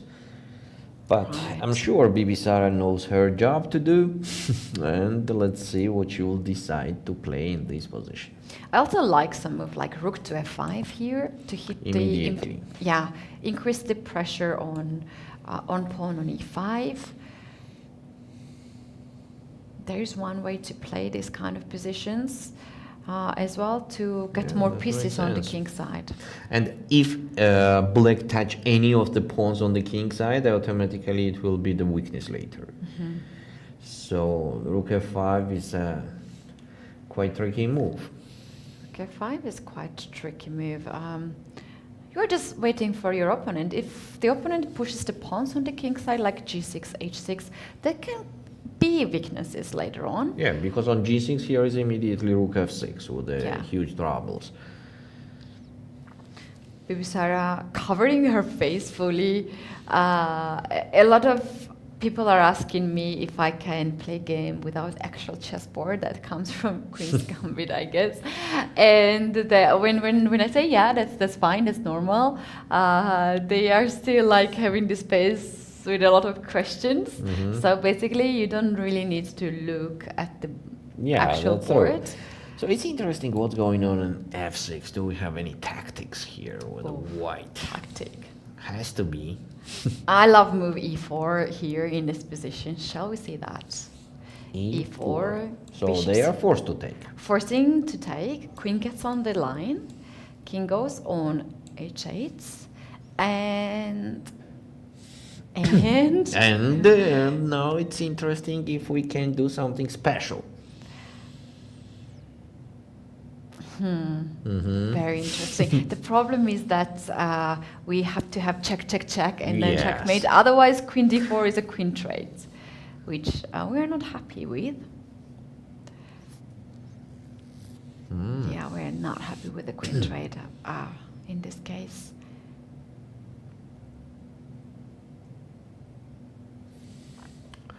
Wow. It feels like it has to be something there, but I can't say. All right, after f6 is not forced to play actually e4. That was one of the line which can be considered rather fast. There is knight another e4. knight e4. Yeah. Knight e4, queen is forced or not forced. Maybe queen b4 is a move also. Or there is rook f6 hanging. No, rook f6 is not. Oh, it's hanging. It's very interesting. I love that. So, for example, on queen b4, if we take on d5, take on d5, and then... Oh, shall we do it the other way, like to play instead of that queen b4, knight b4, knight c5? So you want to take the b7 pawn. I mean, pawn is a pawn. Okay, the rook goes here. And now we can take the pawn on b7, yeah. Just pawn up. Seems like just pawn up. Okay, if I go rook d8 instead of rook d6. Don't take in this, anyway. Um, You can take anyway. okay, right? yeah, you can take, yeah.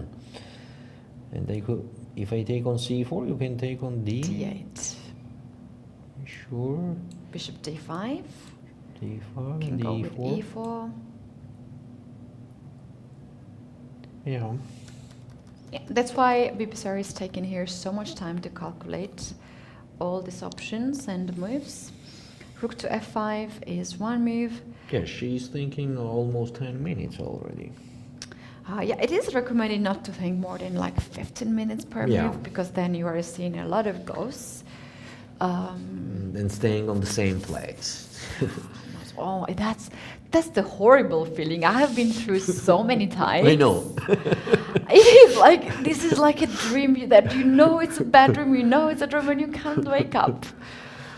A lot of players are going, like everybody knows this feeling. Yeah. How Yes, but it is very difficult, to say to yourself that that's it, 15 Enough. minutes and enough, and I will not think more, when there are a lot of interesting lines that you want to be forced to be working, and in the end you find out that it still does not work. Yeah. But I think this is happening in the position where the position is not good. Because in the good positions, mostly you are finding a different option, just choosing which one is the better move. So obviously, if you see it from the side, obviously when something wrong with the position, for that moment you have issues. 15 Yeah, that's true. But there is also this case when you have to make like if you're defending, you have to find the only moves. Somehow only moves are easier to find. But when you have a lot of candidate moves and position like this, is something that we have at the study books, when a coach gives us, I don't know, some limited time and you have to find the moves here. That's the case.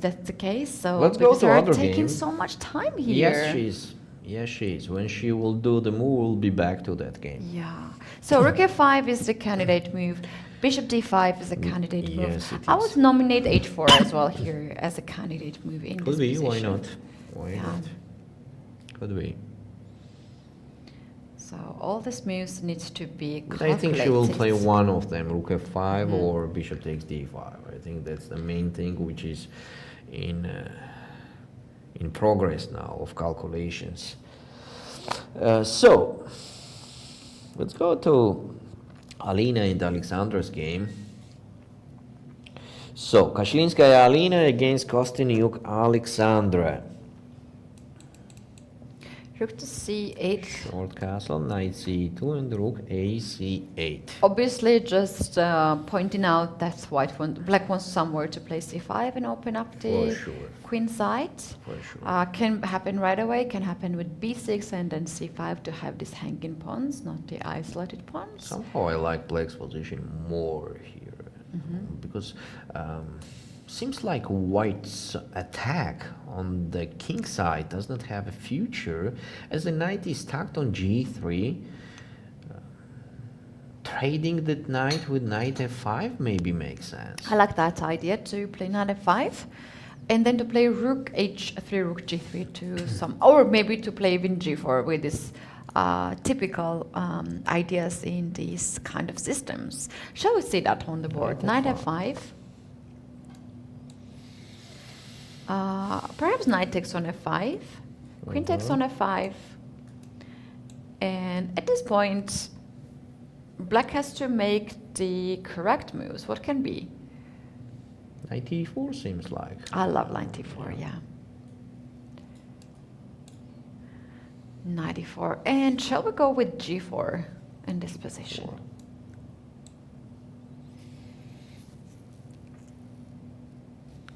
Is queen E6 making any sense?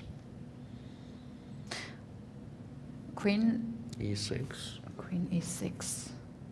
I was just thinking how we can trap the queen here on F5. Is there a way to do so? You want to trap that queen? Then we have to I play mean, why G6. Then we have to play G6. Rook E8, rook E6, rook F6, another long way to do so. There will be, knight F4 somewhere. Okay, what about that actually straight G6? Yeah? Straight. So after taking, If we they are take, taking it that's it. back. Queen has e5, but then you are forked with knight f2. Take on e5 and knight f2. Yeah. Okay, for clearness, just do it on the board. In this case, there will be knight f2, game over. So You have to play queen to f4 maybe, or queen to, no, queen f4 is not possible as well. take and then fork, right? Queen f3. Queen f3.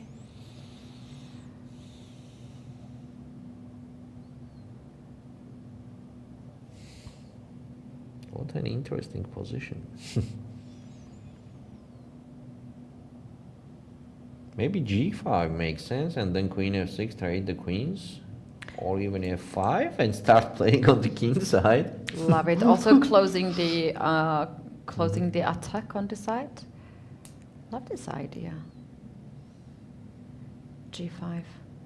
That could be queen d7 f5 or queen e6 f5, one of the ideas. Also could be trading the queens with queen f6. There's also the option to play c5 somewhere because the queen is already so far from the queen side. I actually like black's position.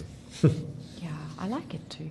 The other option is, we can see another option, g6 instead of g6 if you don't want to play the pawn on the side. To play rook to e8. Rook fe8. fe8 or ce8. The point being that you are waiting. You mean after this, here. Let's put c to e8. Let's put c to e8. To keep the g6 also. Yeah, if you play here somewhere like with the pawn, f4 or something, g6 is already game over, queen is dropped. Yes. Also, after pushing f pawn, there is knight g3 and also knight f2. Knight f2, yeah. And on the other hand, rook e6, rook f6 is a threat here. Knight f4 also does not work here because of taking on f2. Yeah. So that all means that maybe knight f5 and queen getting on f5 in g4 is not the proper plan. Yeah. Okay, if not then, then what to play? What to do with that knight on g3? Maybe first play knight f4. But what is the knight on f4 doing? That's a question also. Alina is going to play something. Can she play something like f3, e4 to get the space advantage in the center? This is also a typical idea with this pawn structure to control the center. f3, e4, you can't really stop that happening with black. f3, let's do it on the board. So c5 calls to be done. As e3 will be the weakness later, but if you play c5 right away,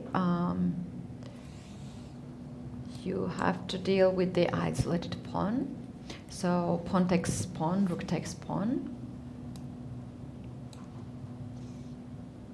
And e4 can be the move. so that's why maybe take with the queen. Queen takes. And now knight d4. With the idea to play knight f5. Finally. Now we're and talking. put the knight on Yeah. f5, another knight. And g4, g5, that's a different story. Yes, that's it. I agree. So after f3, what to suggest for black? b6, does it make sense? It will be e4. It's funny because we're looking at the equal position right now, and all these lines are giving us some dark sides of the game. That's true. But the thing is that when you already play this one, you have analyzed this position and you have played already more than an hour. You are so deep in this position, you don't need to check these small lines. But Alina is still thinking. 26 minutes and she has 24 made moves to do. 60, yeah. 24 moves to do. Okay, Alexandra does not have also too much time, but the point is that to don't be first get in the time trouble. Oh yeah, I always try, whenever I play classical chess, I always try to have the time digital clock on 20 minutes. Whenever it's less than 20 minutes, I see the when seconds, you see the seconds and I'm looking at the time and like freezing out. So I need to have always 20 plus minutes on the board, and that makes me very comfortable. To don't see the seconds there.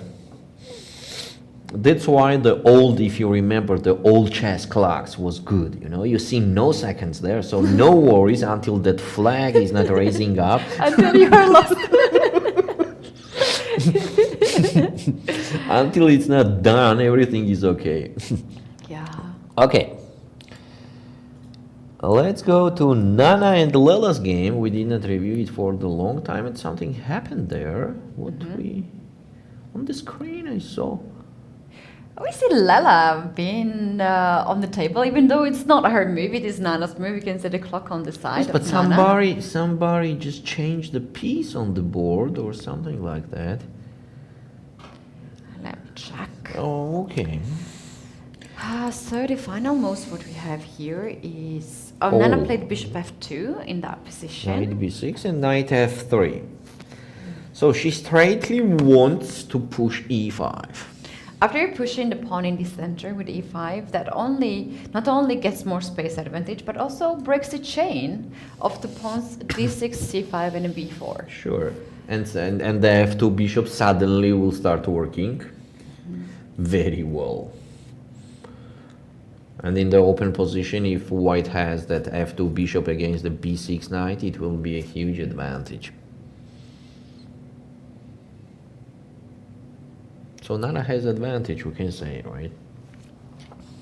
Yes, and this can be quite serious advantage. And can be also decisive. Shall we go back to the game of Bibisara and Sarah Hadem to check out if Bibisara has already made a move? Oh, exactly the same thing happened what we are talking about. Oh, it's not our This is analysis. what we are considering. This is what we are considering. So, Bibisara took on d5 and then play knight e4, b6. This is exactly what we are talking about. And let's see if Bibisara will play rook f6 here, Keti. I mean, why not? It looks so Yes. fancy. But it's really twice nice that we are talking exactly about these moves and this idea for white. Stavroula against Vaishali. Yeah.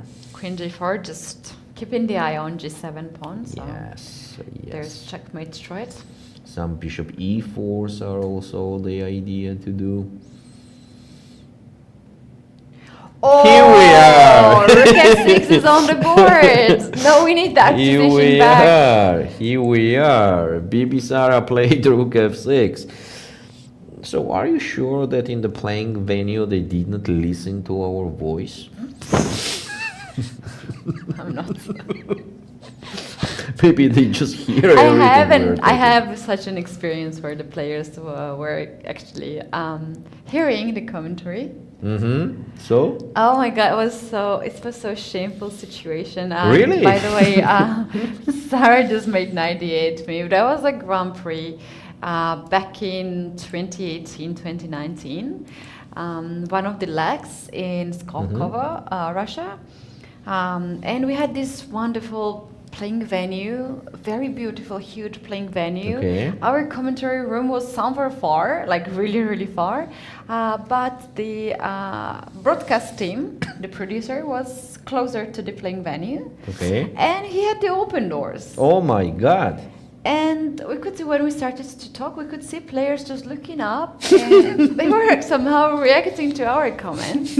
And me and my co-commentator were like, are they hearing us? Oh my God. And they were like, yes, we do. Yes, we are. And we're like, what's going on here? So basically our producer left for a second the room to adjust our microphones and he had to walk a lot, like run a lot to reach us. And he left our volume maximum. Oh.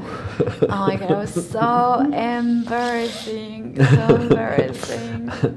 No, in our case here, I don't think that Bibisara heard us. She's doing everything on her own. What was the last move of Sarah? 98, she played 98 or 97? Oh, 97. I think it's 97 she played. 97. She played 97. But now the advantage for white seems like very good. As we were talking, Queen E1, right? So after 97, yes, we have it on the board already. 97, so we are considering Queen E1 to put the Queen on H4, huge advantage. It seems to me huge advantage. And if Bibisara will play Queen E1 and Queen H4, I have the interesting question here. Where did she win the game? Or, I mean, where is she winning this game? How white is finalizing this one? How? I mean, where the black did the mistake? What was wrong? Yes, what was wrong that their position became so bad suddenly? I think that Rook D8, Rook D7 was not the lucky idea. Yeah. Yeah, when the black played. The engine says that the B6 was a bit an accuracy. What about Rook D8 and Rook D7? A few moves ago. That is fine. It's fine. Rook D8 is fine. Rook D, yeah. Well, no, Not the it's best not fine. option, It's right? not fine. No, Yeah. no. After that position, let's go to that position. Move 15. Sara could play actually H6 and H6. kick this knight out. Yes, yes. So now that knight creates a big troubles. Actually, that knight is a main guy. Knight is a main guy. Okay, it is Power horse. it is Bibisara to move. She played Queen E1, She did it. or it is just. Can we go back to the video? I don't. Okay, on the video I don't know, but on the screen I don't have yet Queen E1. No, No, it's, no, no, it's her turn. She's thinking. But I think she will do that, you know. You think so? Because she hears us. Next game. Or let's wait. No, let's wait. Let's wait. Let's This wait. is very crucial. That's very crucial. That's very crucial moment. How about H4, H5 ideas? H4, H5, you like that so much from the beginning. I feel it. And why not? Why not H4? But you know, Queen on C3 already did her job. Did its job. It's far away. You need to bring it. Yes. So everything is happening on the king side. So why not to bring the queen there? You know what? When you ask yourself the question, which of my pieces, from which of these pieces are not doing the best job, you can answer to that question with queen, obviously. Yeah, sure. But somehow, when you want to launch the attack, you don't look with this kind of mood. You want to play something like H4, H5. Yes, but the get question is, you know, the black wants to play king H8. And then what to do with the rook on F6? Yeah, that's the question. So with Queen E1, Queen H4, we are solving and answering that question. So on King H8, we will play anyway Queen H4. And the black could not capture on F6 because of the checkmate. No. Oh, Sara plays something on the queen side. That is obviously not the Queen E1. She goes with A5. Okay, I don't like that move. You don't? I have to say that. If we are playing on the king side, let's play on the king side. But okay, she creates some troubles there. That's a fact. But what's going on King H8? King H8 is an option. She actually wants to take, and Wait a sec. wait. Pawn on B6 is hanging. How? On King H8, take on B6, take on F6. Knight F6. Knight F6, Queen goes.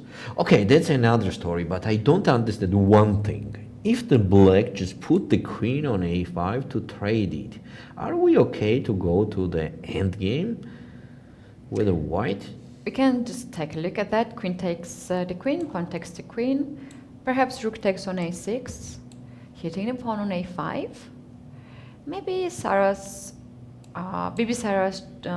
calculation here is that you have a lot of weaknesses. You have these pawns. Still, I don't feel like we have to go to the end game in this position with what. Maybe I just wanted to do Queen E1 too much, and that's why. Yeah. No, I like this position because now if you play something like rook e1 or king f2 to guard the pawn on e3, knight b4 attacks Knight the b4 rook and the and pawn on c4, c2. yeah. And there's too much changes. You are getting rid of your weaknesses. You're weakening white's pawn structure as well. Yes. Queen And a5 is a also, chance. Also, what's an important moment that the black did not have any counterplay. No, they are alive. You know, they have different options from here, from there. I mean, it became interesting for black to play. Before a5, it was just absolutely, pardon me for this word, but if I am black, it will be quite annoying to play that position, you know, after queen e1, where you are stuck and you don't know what to do with a few time on the clock. Now it is kind of very clear what you have to do. Maybe it's still not good for you, but at least you know which way to go. Exactly, and somehow I had a feeling with Sarah's impression that she was a bit surprised with this move a5. She probably did not really consider it. And also, talking about the options that she has, I think she can easily go to the conclusion of queen a5. Yeah. Because, like, let's say you don't play b5 in this position, For right? sure. You give up the square on c5. B takes a5 makes no sense, right? To keep the queens on the board. Yeah, again, knight c5 is on the board, rook a6. Let's see king h8 here in this position. What's going on king h8? That's the only thing to consider for Yeah. black, actually. There is a beautiful move here by the engine, which is queen to b4. Oh my god, no. you are pinning the knight, scanning f8. And queen h4 again, just in case. So when you take the rook on f6, knight takes f6, attacking the queen, queen goes on e6, and you go queen h4, Game and that's over. going to be checkmate. Game over. So after looking at this variation, there is not too much options for black, but not to capture the pawn on a5. Queen b4, such a move. Wow. What's going on c5? You just take the pawn on b6. Now take Takes and with the queen, check. Are you sure? Because there is knight g6 later happening. Okay, anyway, let's try this. Queen g5, king h8. Knight g6 does not work because of knight f6, royal fork again. So king h8. And queen, knight f6, sorry, knight f6. And that's the checkmate the there queen, anyway and then queen happening. to- Or gaining the queen, right? You can also start with queen h6 at the beginning to hit the rook, Here, and then right? knight f6, yeah. Yes. So it seems like queen b4 is very strong. It's a fantastic move. Maybe it's a trap that Bibisara created while thinking so much. And she counted exactly on that the opponent has a few time on the clock, and it is such an, king h8. If there is no queen b4, then maybe king h8 makes sense, right? Yeah, but for whoever is very experienced player, they know that king h8 never wins. It's true. always a loss. Like whenever you have to play That's king true. h8, it's like I have never had any single game when I That's had true. to play king h8 and it was a good That's true. good result for That's me. true. It's too far. It leaves At all least these it has pawns to be king unprotected. h7, Yeah. going ahead. Yeah. Like king h8 is like, I have also bad experience with that. However, there's queen a5. Sarah has tons of candidate moves here to go through. She has this chance to more or less equalize the position. And a final game that we can check before our second break is Nana and Lela. Just below on the video we can see Lela just made a move, and let's just give an evaluation to this position. Who stands better? It seems like white is still better. I'm not sure they did the best moves. Knight on f3, okay. But still, that space makes sense. That e5 is threatening still. Yeah, I like this bishop on c3 somehow controlling knight d2 knight c4 situation, because I have a feeling whenever knight gets on the dark squares, the bishop is ready to be traded. That's true. very interesting situation. You guys, we are going to take our second break today. Meanwhile, the players are not going to take any break. They will make more moves and the time will be reduced from the clock. That means that whenever we are back from our break, that's going to be the time pressure for the players, and we do like that, actually, as a commentators and as a spectators. You guys, don't miss any moment of the FIDE Women's Grand Prix here in Tbilisi, because we're just starting the tournament, and we will see you shortly.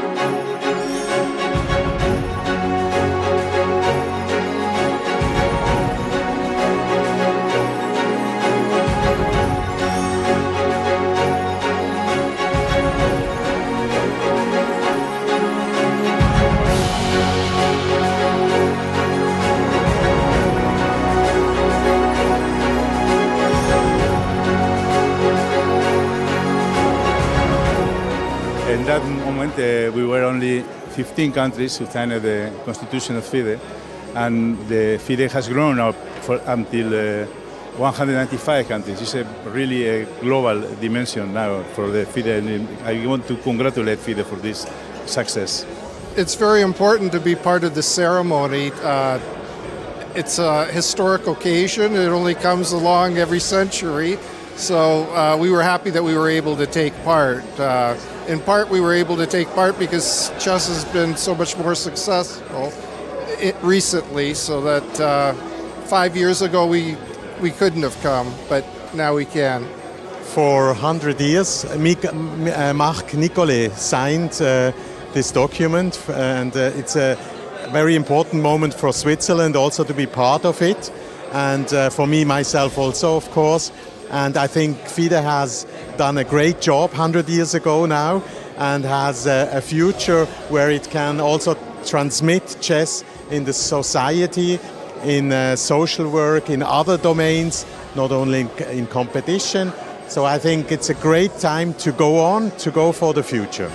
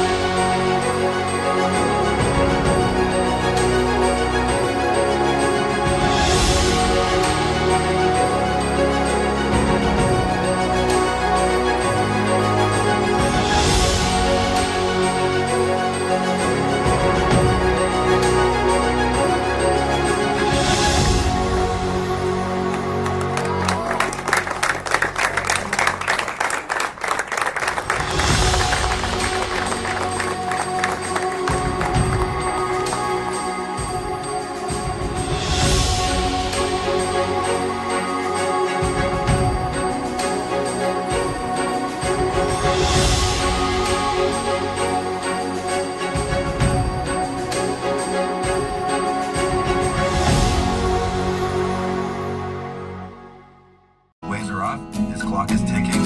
How will you respond to Eco's first move already?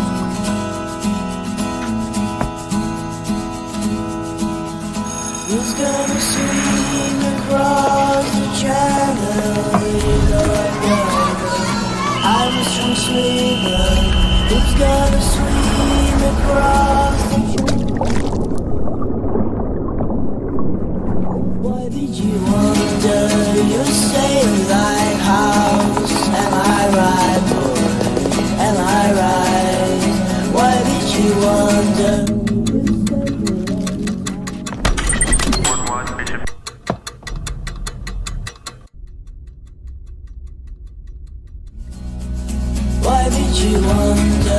Make your move.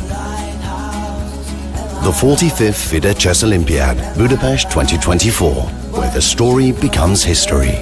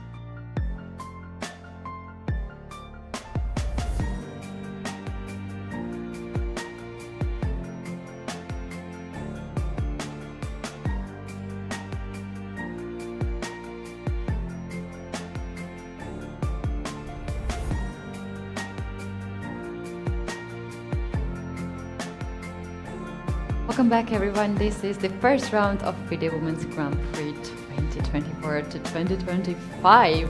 And here we have the strongest female chess players facing each other in the round-robin tournament. Here we have the spectators. I believe this is the Georgian women grandmaster Natalia with her students. Yes. It is fantastic to take the students at the venues like that to see the world champions like Kosteniuk, Assaubayeva, Bibisara, Nana Dzagnidze, for instance. From very close distance, they're observing the games, and actually myself, I was there. I grabbed the coffee, and it is quite nice atmosphere in the playing venue.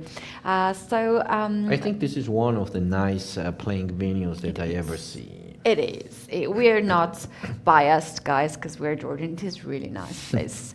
Also, the players mentioned about that. Shortly, reminder that this is the tournament and the chance for the players to go to the candidates tournament. Candidates tournament is the most important because you can have a ticket to the World Championship match. The total prize fund of this very tournament is €80,000, and the winner gets 18,000 euros and 130 Grand Prix points, which is also very important. There is also Grand Prix prizes, which is accumulated points, and in that case, the winner, the person who gets the most of the Grand Prix points, gets 30,000 euros. So very nice and tempting tournaments for the top women world champions. And here we have just. I was saying from the beginning, it's an amazing series to play Grand Prix.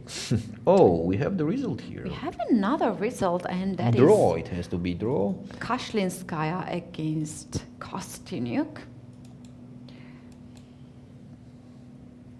They drew. They have made a draw. The position you were saying earlier that it is quite dry and not too much of the. And I'm leading 2-0. Damn, the Muzychuk sisters, I didn't consider it. So what I told you today, only one result, right? Let's see how it goes. For now, I have a good chances. It's good that you have still a positive energy, because I think the rest games will be decisive, all of them. Let's see. It's a good beginning. It's a good beginning for you to keep the hopes high. Very good. I like that. I like that as well. I like dramatic ends. Shall we see the end, how it ended, or maybe we should go right away to the game Bibisara against Sara? So you mean Kosteniuk and Kashlinskaya's game, the end of the game, the position here we have rook e2, the last move that appears here, but I believe there was knight f4 also played in this position. The board will appear very soon on the screen, so we can take a look, and there we go. So this is the final position. We had f3, we had e4, but it's not enough because black has not weaknesses in this position. And also, Alexandra herself did not really try hard in this position to go for win, because basically there is not too much to hope here from any of the sides. Yes, the problem for black is that they could not hold the second rank after knight f4. The rook is forced to go back, or if they play rook f2, then rook f1. And the white is just trading that rook. And then the white can keep their king to d3. So position is equal, and the draw is the logical result of this position. Let's go to the next game. We do have Bibisara Assaubayeva, Sara Khademalsharieh on the screen. And here we are, queen e1. We have that queen e1 on the board. Some changes on the board. Shall we see what happened? Black deciding not to capture the pawn on a5 and not to go to the end game. Maybe it was a mouse slip? Queen dropped on b4. Yes, unfortunately, queen was going to a5, but happened queen b5 in the game. Yeah, queen b5. And queen e1 anyway. Anyway, queen get into the other side. Knight g6 happened. Now rook is hanging on f6, so Bibisara just got the rook and move behind. What about queen g3 here? Does that make it any sense? Queen g3, just take on f6. Is there anything interesting we can consider here? At f6 and king g7, yeah. right? You can also play queen to h6 here. Queen h3, sorry, to hit the pawn on h7 and the pawn on rook on d7. Isn't it very interesting for white? It is interesting. However, how about rook to d8? Rook f to d8. Queen h7, queen f8. King f8. Yeah. And if there is no checkmate, I have extra rook. At least extra piece. Yeah. After taking on Taken on d7. d7, that's right.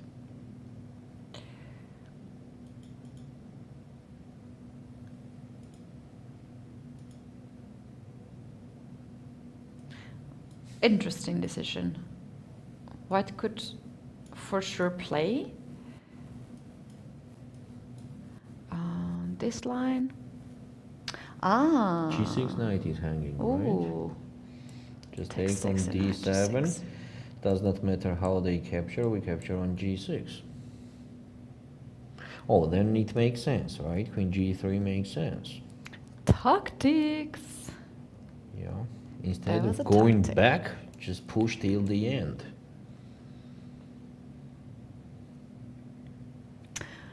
Yeah, fantastic. You know what? When the rook is on f6, black is so squeezed. Now, when Bibisara played rook to f5, that allowed Sara to play f6 in few moves. I think it already happened. Yeah, queen to c6 in this position. Queen c6 yes. was in the game? Yes. And queen f2. And then f6. And then f6. Oh. And this is already a fine position for black. Absolutely. All the Now tactics behind yes, her. Yes, and the pieces are mobile. Time is still ticking for Sara, 10 minutes. Bibisara is controlling time and keeping the advantage of 10 minutes on the clock. And still 17 more moves to But obviously it go. seems like black equalized the position, no? Yeah. Is there any chances here after f6? Can we still do h4 in this position? h4 with the idea to play h5. Let's say a rook to f7. df7. df7, right? h5 and knight e7, attacking the rook. And if rook gets back on f3, then to push the pawn f5. Somehow white's pieces are And knight squeezed g5, together. just rook f6. Yeah. Compared to what it was, black has just a heaven now. Yeah. That a5 and then later to don't play queen g3 lost a big part of advantage for white. I agree with that. So there was a lot of tactical motives, and on the same Bibisara is capable to put the things together because she's a very tactical player. She likes You know, at the aggressive same play. time, she spent quite much time on considering in that moment when she played a5 and then queen e1, but somehow she didn't continue the correct way. Let's go to the next game. Stavroula against Vaishali. Oh, pair of the bishops start doing... Oh, g4. So we have to go back to Bibisara's game where she's doing What a g4. game, actually. I think this is my favorite game of round one, Bibisara versus I feel Sara. like it's too much now. Too much? You think too much? G4. I like it. I like it. What is her idea? To play G5. Obviously. Then rook df7, right? Rook df7 to be ready for G5. Yeah. That if the white play G5 anyway, Knight e7 hitting the rook. Knight e7, and after rook f3, that will be f5. Right? That's even worse because now pawn is on a G5. It's You even cannot worse. jump. It's even worse. Oh, it's quite a risky decision. G4.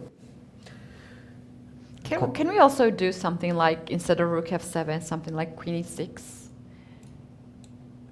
And to bring the queen? on the- G5 anyway, knight e7 or what? After G5, there is a funny move here. Knight to f4. Oops. If you take the knight, then rook is hanging. So in case of take, queen f5. Yeah, I Blake's- think, yeah, white Blake is... just winning. Yeah. You know? And if you don't do that, then knight h3 is a serious threat, and rook on f5 is hanging, so... At the same time. So quite tricky move, queen e6. I like this move. So white does not have to play g5. Then there is another question, why g4 if you can't play g5? If you cannot play g5, then your next move should be h3, otherwise I play knight e7. Yeah, that's true. Knight e7 attacking the rook, and the pawn on g4 is hanging. And this pawn, which was supposed to be the most attacking pawn... Now the main trouble for black is the time. Position is not a problem anymore. She has to play fast. Sarah, she's about to make a move. Still taking several seconds. Making sure she looked at the clock, 7 minutes. Well, I see on the clock it's 7 minutes. Maybe we have a bit of delay on the clock Yes, as well. Yes, we have delay. 7 minutes to go for 17 moves, right? Yeah. That's too much. And the position is still challenging. That's true. In the sense that even black can get advantage now in this position. So it's Easily. double-edged position. Easily, yes. And also, I think that Bibisara already knows that she missed the part of the advantage. It's not a Do you think so? Because when you play moves like g4, you think you are maybe this is a moment where she wants to make it by force, what is not obviously anymore in bluffing the that I have still better yeah. position. Yeah, that happens too.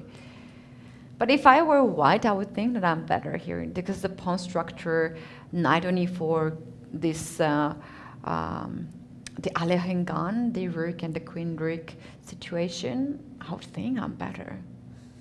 The most of the problem of the chess player in the game is the wrong evaluation, right? I lost a lot of games because I have a wrong evaluation. What I said a few times ago, that once in the game, if somebody will tell you that you are good now, that's a big advantage. It is. So now Sarah needs that, somebody to tell her that that's it, your position is not bad anymore. But she has now less than 5 minutes on the clock. Oh, Oy. that will be a huge time trouble. They are not making the move. She has to make a move very fast. This is good for Bibisara. I'm sure she's happy as time is ticking on the clock. Assaubayeva is quite good at blitzing, and she might even try to push on the clock. We have 30 seconds increment.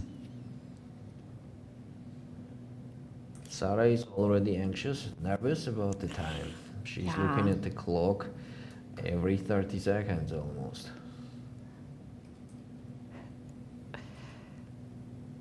Okay, we stayed for this game a little bit long because I think this is the most interesting position right now we have on 3 boards that left.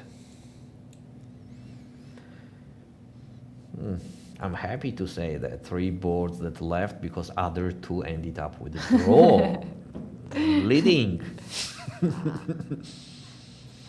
That's true. That's Queen true. e6. This is what Sarah did. Yeah, she did it. Now Bibisara has to be careful. I see queens all still on c6. Oh. But she made a move. Oh, Rook is sad. also on d7. Rook on d8? Or what did she do? Yes, rook d8. She did rook d8. Oh. Guarding the rook from d8 to f7.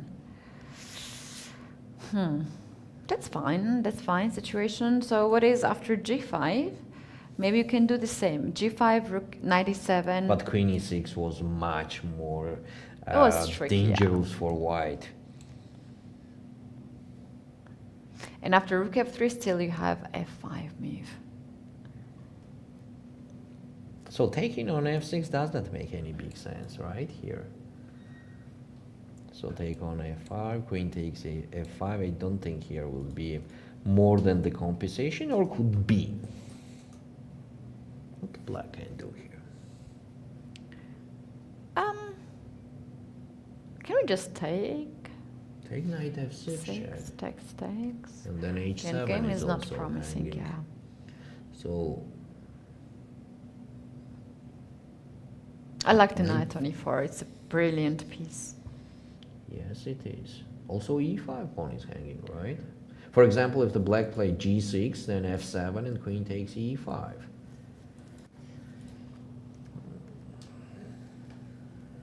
Bibisara is thinking. I like that idea.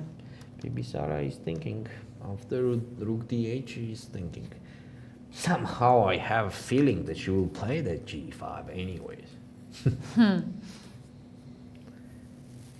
She's not You the think one. so? She's not the one who stops after g4. Yeah, maybe if you started with g4, and I kind of like this rook exchange sacrifice that you suggested to take on Makes f6. sense, yeah. Because I don't think white is risking there with such a strong and active pieces. I think they will be exchanged on, but with the initiative. Yeah, we are keeping this game because Sarah has few or less time on the clock. Other let's games take are it. also quite promising. There is one nice situation, Dzagnidze Javakhishvili. We can check out that quickly. So Nana pushed e5, and now she even did e6. Seems to be a big advantage for white. Huh? Love this position for white, because like what you can do here, take on e6. Then I'm gonna take it back, and hold on. Blips. There's a checkmate situation as well, because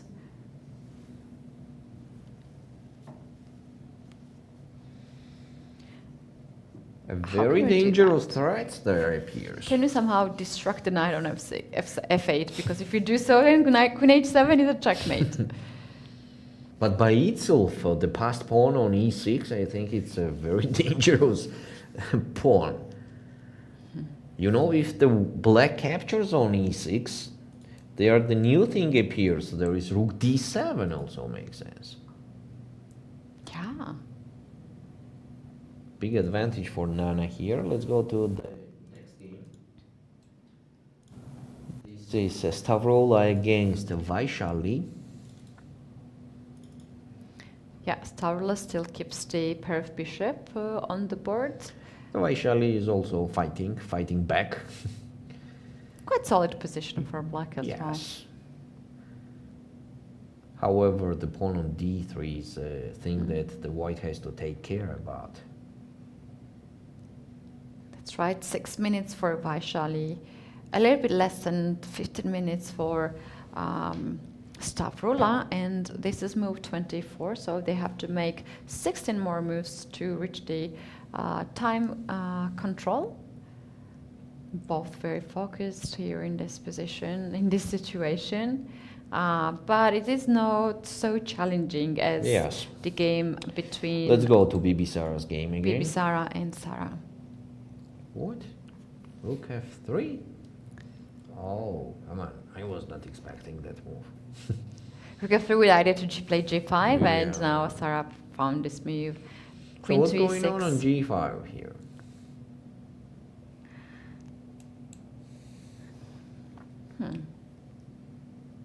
What was the point of queen e6? Just take on g5 or what? Just take on g5? Could be.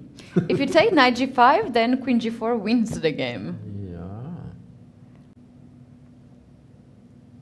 Wins? There's rook g3. Oh my god, what complications. So, for example, knight g5, queen g4, and rook g3. But a queen is hanging on f2. Wait, they made a move, and this is queen g3. Guarding the pawn on g4. But g5 is not hanging anymore, right? Because on g5 there is f5 always. Can I do a silly move here, b takes a5, just to get the pawn? It's not an extra pawn? At least to be pawn out. Yeah.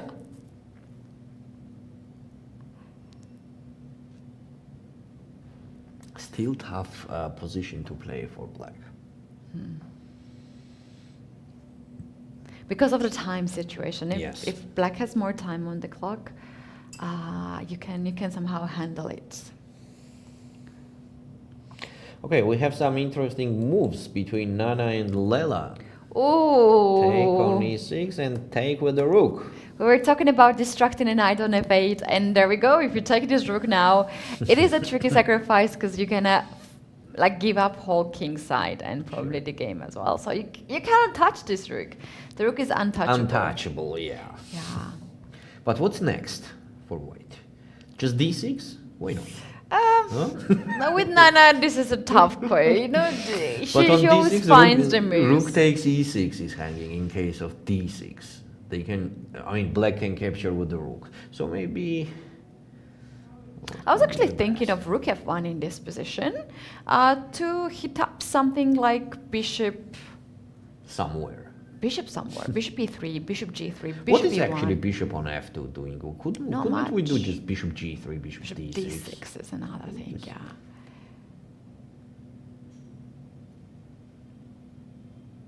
Big advantage for white. Can we do here h6 to kick this knight? h6. You know what? Even if I just capture on e8 and play knight e4. Yeah. Shall we see that on the board? How bad that can be for black? Takes rook takes perhaps. And knight e4. The threat is knight e6, knight c4, and bishop c5. That's a triple threat. And hanging on c3 also. Yeah. The bishop. Yeah. Being just pawned down with black is not promising anything. So maybe take on e8 with the queen. Does it make any sense? Could be, right? That some queen g6 appears later, pinning that knight on e4. That's a valid point, actually. So, for example, knight e4, queen g6, and queen d3. What is here? I don't like black's position too much. The d5 pawn is also a big trouble. d6, queen d5, queen c4, knight c3. That's too many threats. All white's pieces are working well. That we could not say the same about black's piece. Lela is in trouble. Yep, and again the question can be asked, what was wrong for black? Where black made a mistake because it looked fine position, and then suddenly things got dramatically changed for black. And ever since, Nana just has very pleasant position with strong center.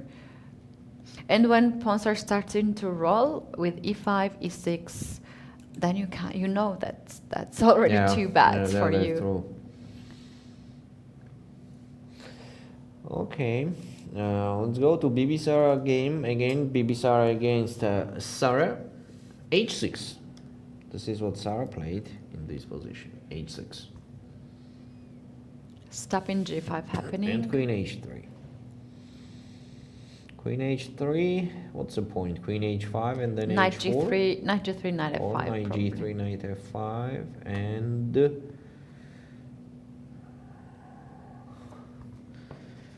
knight g3. That black can do knight e7 also.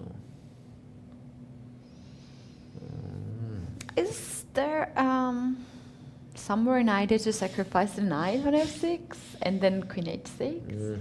Is that too much? Why? It's not too much. But g4 is hanging with check. Rook g3. No, in control. case you take on f6 then. Or knight takes f6, g takes f6, and queen h6. This is a position. Knight is hanging. Yeah, actually the fact that the g4 pawn is hanging with check doesn't make any sense, because I can't even play king h1. I mean, later there. So knight f6. Rook f6 maybe then. Makes more sense. To take with the rook on f6, to trade the pair of the rook. And then queen h6 does not seem so powerful because of just queen f7. That only Bibisara knows now what was the point of queen h3. She knows for sure. Maybe what? Sarah is about to play. I think she wants to play with knight. Her hand direction went to that side. She's checking the clock. Less than 2 minutes on the clock. We can see that she's controlling the time, so the time can be a pressure for her. This is move 26. 97. 27 has been made. Knight e7.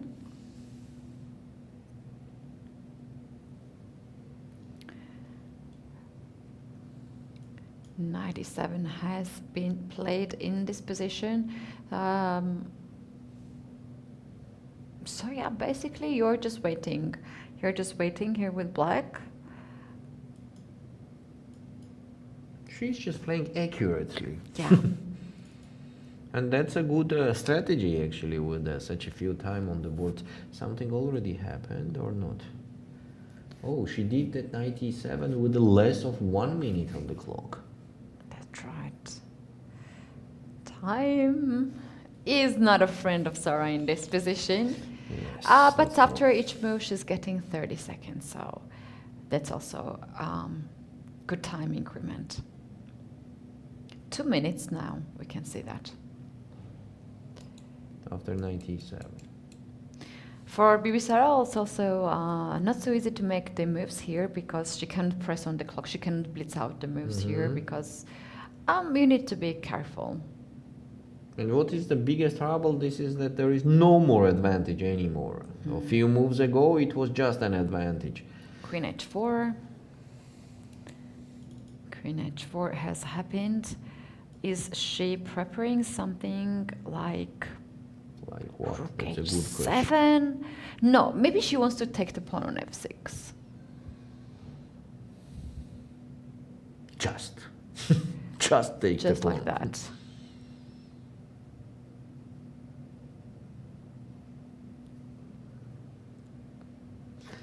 Anyway, we're gonna have a very interesting ending of this game. Yeah, there's a funny line we can go through. Like, let's say black makes here a silly move after queen to h4. By the way, something is happening in Stavroula and Vaishali's game. Then let's go there. Queen h4. Oh wow, we have to go to Stavroula and Vaishali. We have to. This is a position. Wait, the queen and rook are hanging. Is it a blunder? It has to be. Let's take a look. What? So queen into f5, bishop g2, knight f7, d4. Sneaky move. Oh, that's a blunder. That's definitely the blunder. Vaishali considering to recapture the pawn knight back, but instead of that, the pawn goes to the other way, queen is hanging and rook is hanging, so white is actually winning exchange in this position. You are so lucky in this game. Oh wow, look at Vaishali. We can see she so tries sad, to so hide, sad, but so she is sad. very upset right now. And the position is just technically losing, you know? 4 minutes in this difficult position. Wow. Ouch.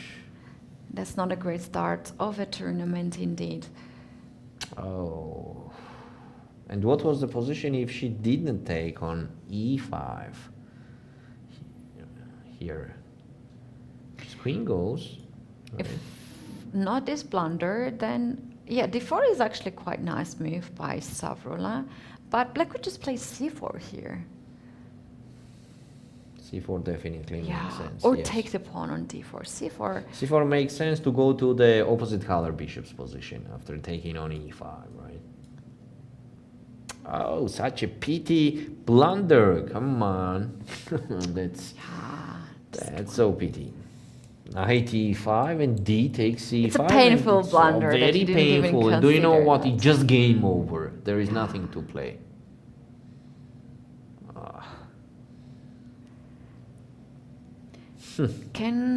No. Yeah. Wait, what happens like if queen c7? Let's say queen c7.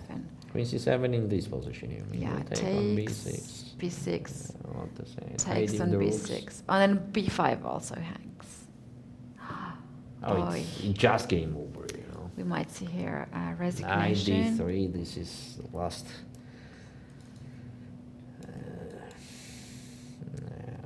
Stavroula captures the rook right away. Definitely. She's very happy with this capture. Oh. And what to play here? Can we somehow go after the knight on d3 because there's a huge pin? I think anyway e4 is the best. e4 is a fantastic move. Just killing all dreams.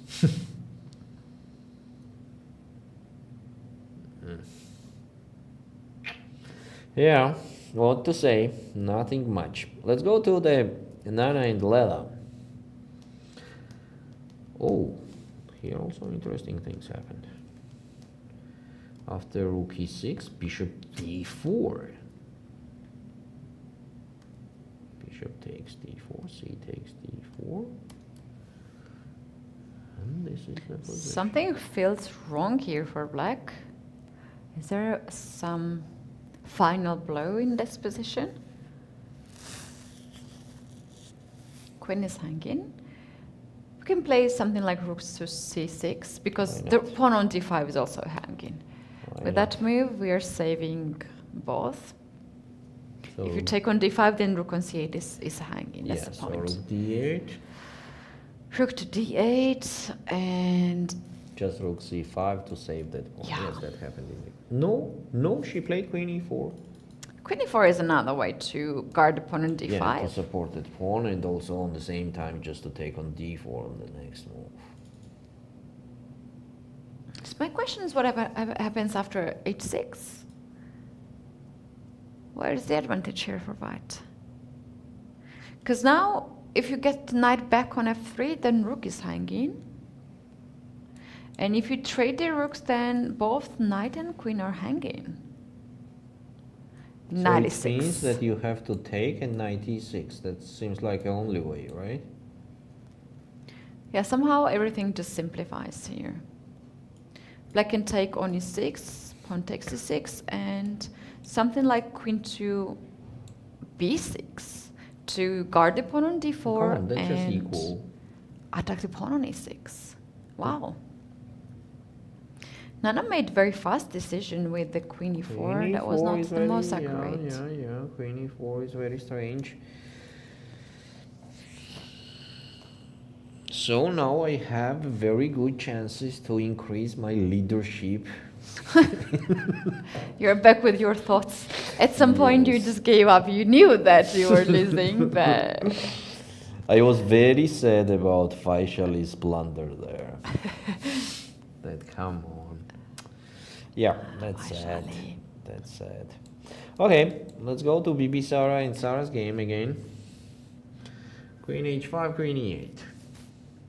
Wait. Black's strategy here is to reach the time control or increase some time pressure.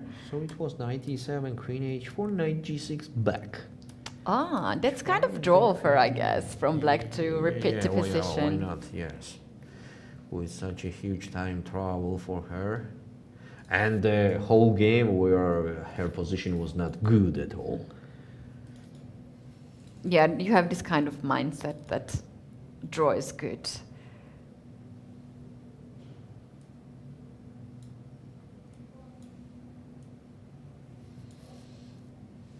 Does rook f6 make sense here? Can we do some what did you say? Rook f6. Yeah. I wanted to suggest that. It's quite naughty here for black because you take on f6 and queen h6 first. With the idea of knight f6. I don't know. I like this position for white. Rook a1, I think that's also quite good move, right? Rook a1? Yeah, why not? Whites are kind of dominating on the whole board now. b5, this is a move that she will play quickly, I think so. Yes, it is. b5 closing the queen side, a file at least. I like this But c5 no square C5 for the knight. square Yeah, you appears, can just right? play knight c5 right away in this Or position. support that square with b4. Yeah. And also, white's strategy when your opponent has less time on the clock, your strategy can be just to make the normal moves. Sure. No blunders. Improving slowly. Also, the position also get to advantage for white again. It seems like that. And let your opponent make mistake. Sure. That's my favorite strategy. Okay, what's going on with the Nana's post? Oh, we have those moves on the board. So, I mean, it goes to draw. This is the position we have right now. And Lela is thinking she has enough time here to calculate knight takes e6 and queen b6. The position very close to draw here. Super close. I don't know, like 96 is very easy to find.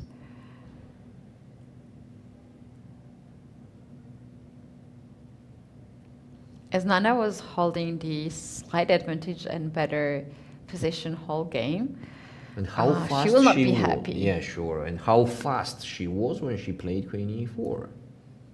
Exactly. Time trouble, by the way, yeah. That's 3-4 minutes on the clock, and that's why she tried to save the time and play queen e4 immediately. There's a funny comment in our chat. Keti always thinking about grabbing material. You guys, you have something free, capture it. Because you might have an advantage like Nana had. She didn't capture any material and now she'll make a draw. So always capture the material whenever you can. Okay, if you are not giving a huge initiative to the opponent, of course. Yeah. Because you might just end up Stavroula with extra against piece. Vaishali. It's just winning for white. It's technically winning position that I think Stavroula will do it clearly, because there are no troubles that the white could have ever anywhere. Create, with the bishop. Knight is more tricky. If there is a knight on e4, d5, at least, you can do stuff, Use the light squares, but here with the bishop on f8, the only thing you can just to guard the pawn on b4 that maybe you will play. This game was, I think, the most peaceful game of this round. Peaceful but very painful on the same time. Okay. What we have with Bibisara and Sara after b5, we don't have the move yet. Bibisara also getting close to the time pressure, 5 minutes 30 seconds for white, and Sara has 1 minute and 30 seconds already. She already did the move. It is h4.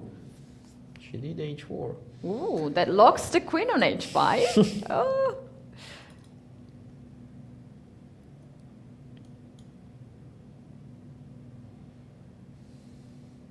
Shall we play 97 offering a queen trade? Please? But the endgame is also not so nice for black, as a weakness on a6. After knight c5, I mean. I love the rook a1. I love this Rook move. A1, yes. Creating the a6 weakness on the queen side. That was very technical. Oh, Sara ticking on time. no minute. There's a seconds Yes, on the the clock. She seconds. has to make a move. She has less than 40 seconds. Wow, she just looked at the clock and she saw seconds and we saw reaction. Yes. No. Rook. What? I thought 97 was Rook happening. where? Rook D5? D5. All right, she wants to stop knight c5 happening.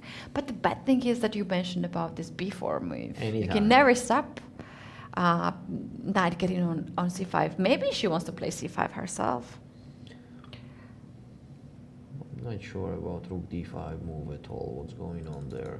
Isn't there any g5s happening somewhere somehow? Somewhere, somehow. Rook af1 and then g5. What's Ooh. going on there? There are some ideas as well to sacrifice on f6 now is a real, It you know. seems, yes, it seems now they are in the, I mean, black pieces are not connected to each other. They are very passive, so rook af1 and g5 would be very dangerous. It's interesting what Bibisara had played, as it is Sara to move. Rook f1, yes, she yes, fills the position quite yeah. well. That the rook has done already the work on the Yes, queen side. Now yes. it's time to get back in She's on doing f1. quite well, you know. She missed the big part of the advantage, but immediately she got back.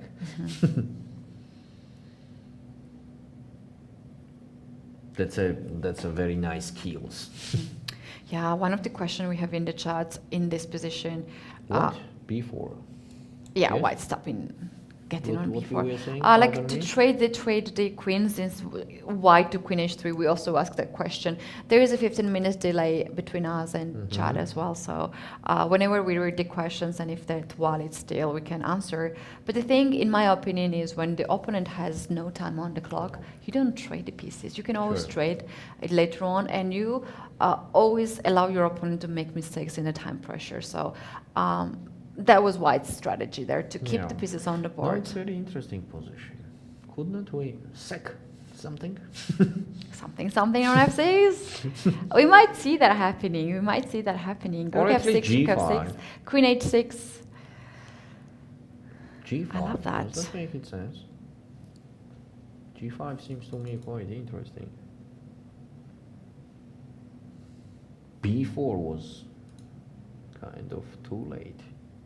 I mean, just simple G5. G5 is that.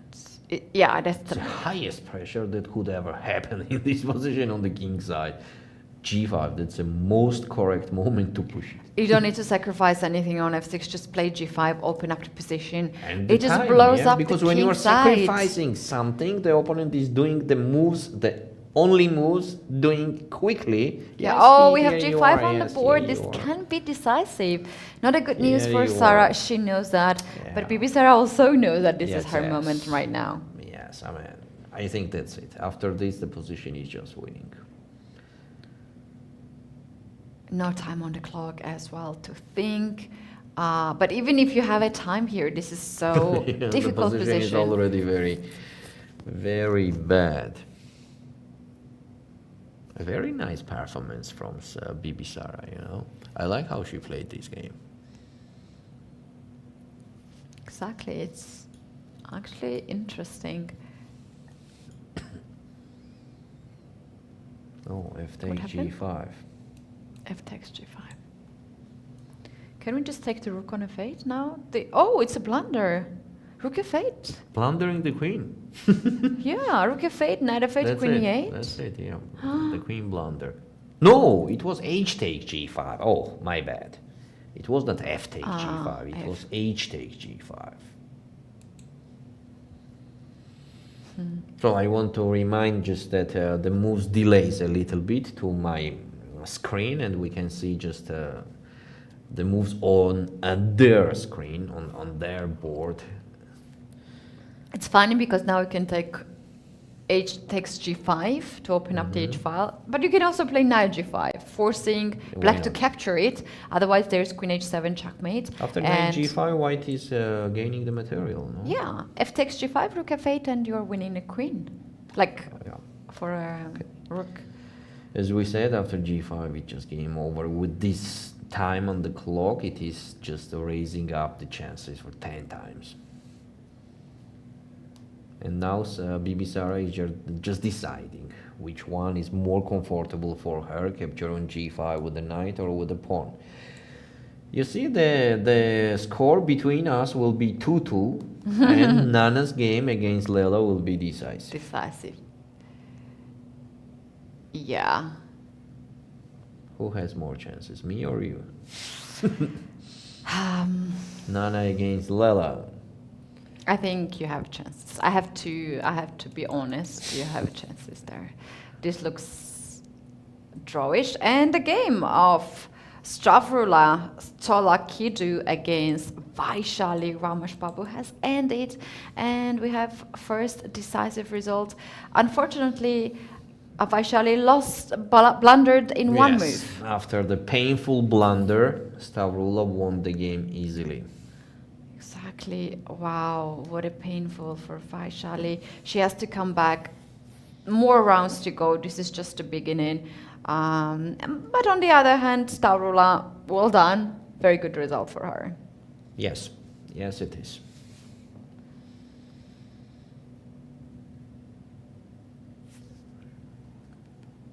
And I think it's time to get back to the game of Assaubayeva and Kharem, because I think there will be another result coming very soon in that case too. Yes, here for we are. Fate, look at that. Knight g5 was in the game. Take rook f8. It's absolutely losing position. Technically just losing.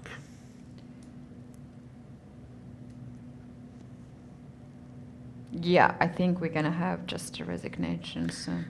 Yes, rook takes f8, knight takes f8.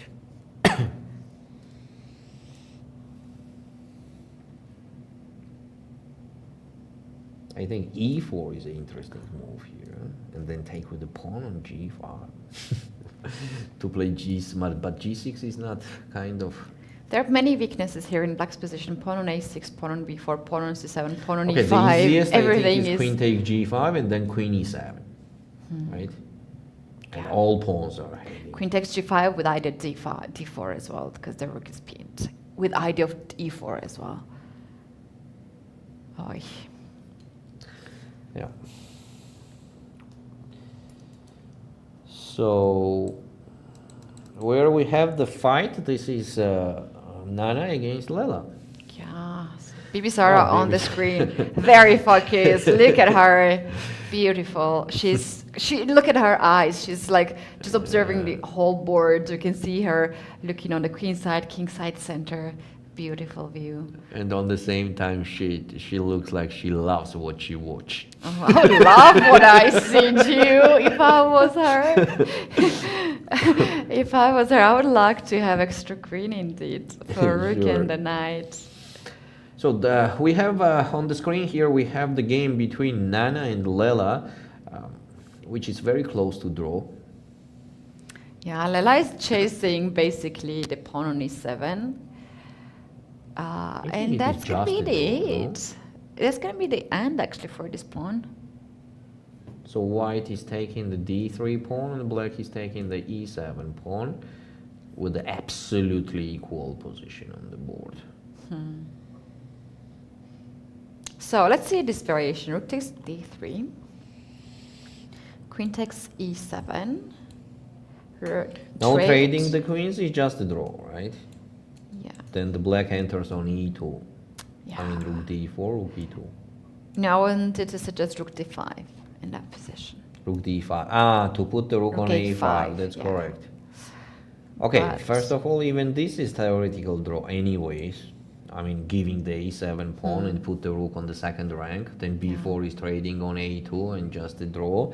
But maybe there is another option for black.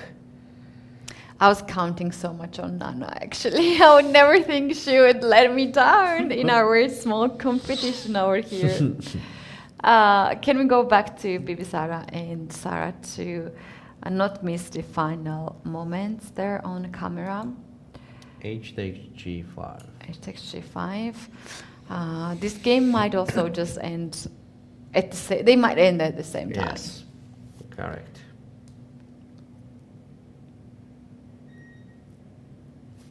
And we barely see the game with reaching 40 moves, right? Yes. Like, so far we haven't seen any game which reached 40 moves. Nana's an game increment. also is the same.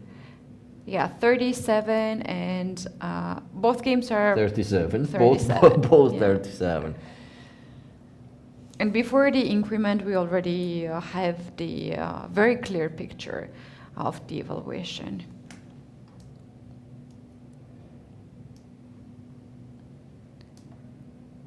It's going to be a short day today. Oh, very well. I was expecting somebody plays for 5, 6 We're gonna hours. have that for sure. We're gonna have, once in a while, we're gonna have that for sure. Beautiful view, beautiful chess venue, 2 remaining boards, all the flags 10 alongside flags, with right? FIDE. No, 11, flags. 12? How much? There are 2 Georgian flags, Georgians, two that's for FIDE sure. flags as well. So 4, 4, and 3, 11 flags. 11, 10 players plus FIDE. Aha, that's correct, yeah. Yeah. For Georgians, we have 2 flags. 2 Georgians, 2 flags. Then it has to be 12. No way. There are 10 players. Yes, including 2 Georgians. And how many flags? 11. 11, but 2 Georgian flags. Yeah.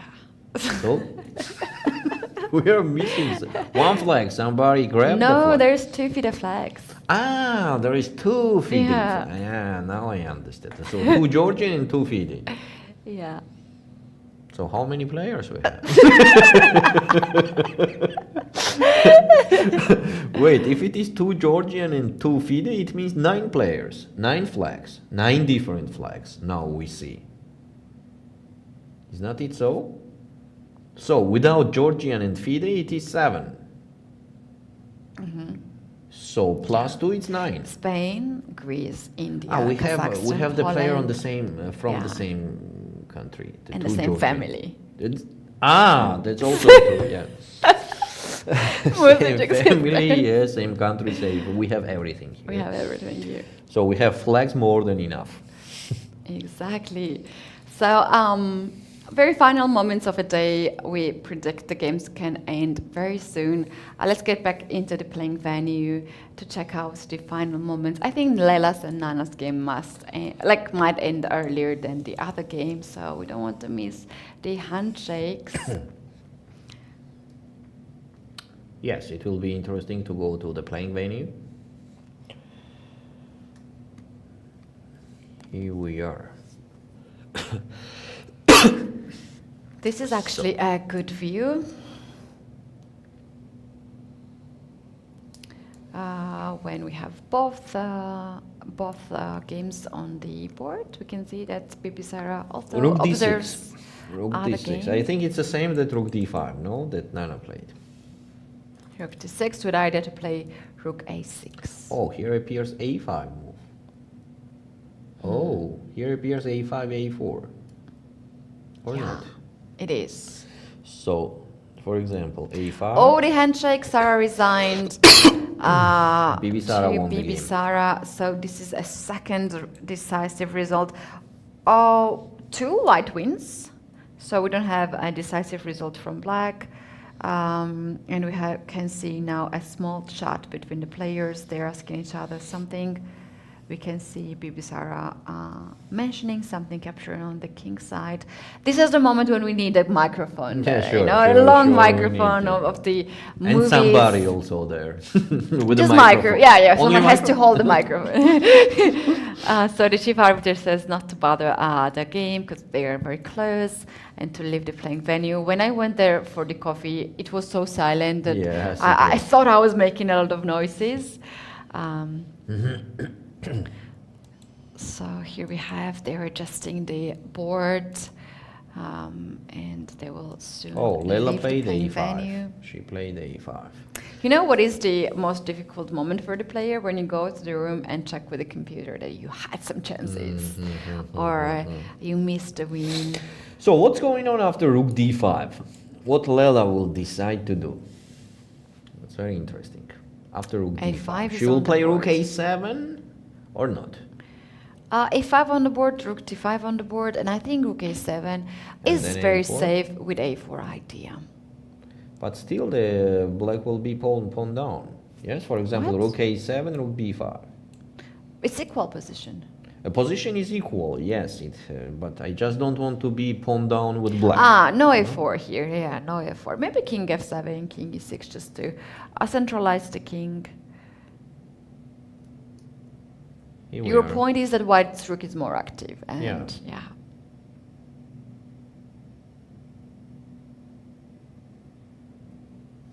Okay, if the white king goes to the center, the black king also goes, right? If the white king goes, black king also goes, and faster to c6 square. Oh, it's very simple, Keti. So king goes to c6 and then a4. King to c6 and then a4. I mean, white king is not on time to get to c4. Yeah. Or it is. Wait a sec. So, king f7.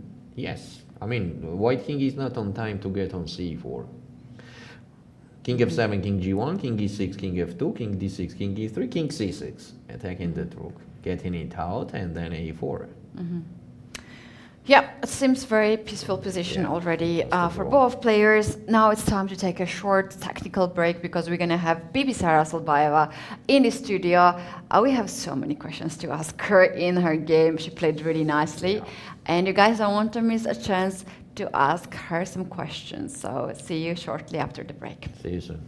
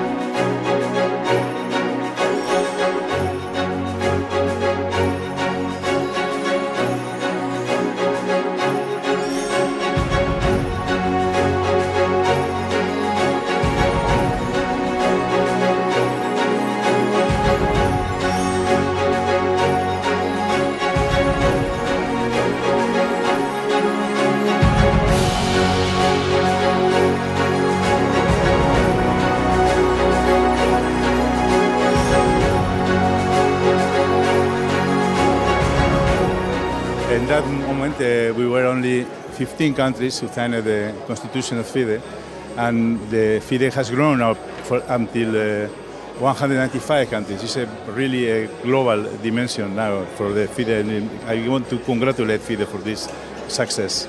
It's very important to be part of the ceremony. It's a historic occasion. It only comes along every century. So we were happy that we were able to take part. In part, we were able to take part because chess has been so much more successful recently, so that 5 years ago we couldn't have come, but now we can. For 100 years, Marc Nicolai signed this document, and it's a very important moment for Switzerland also to be part of it, and for me, myself also, of course. And I think FIDE has done a great job 100 years ago now, and has a future where it can also transmit chess in the society, in social work, in other domains, not only in competition. So I think it's a great time to go on, to go for the future.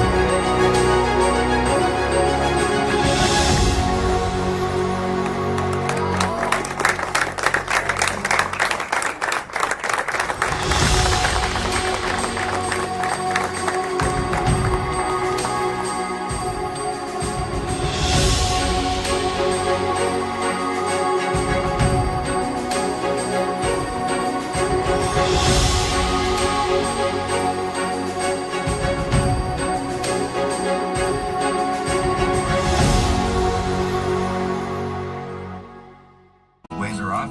His clock is ticking. How will he respond to Eco's first move while ready to win?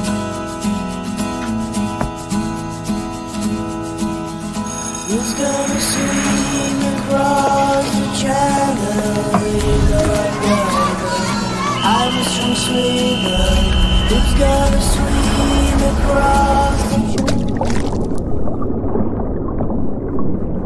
Why did you wonder?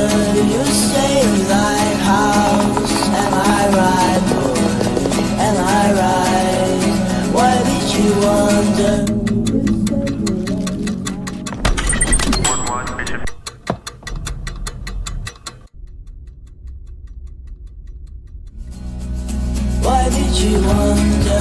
Make your move.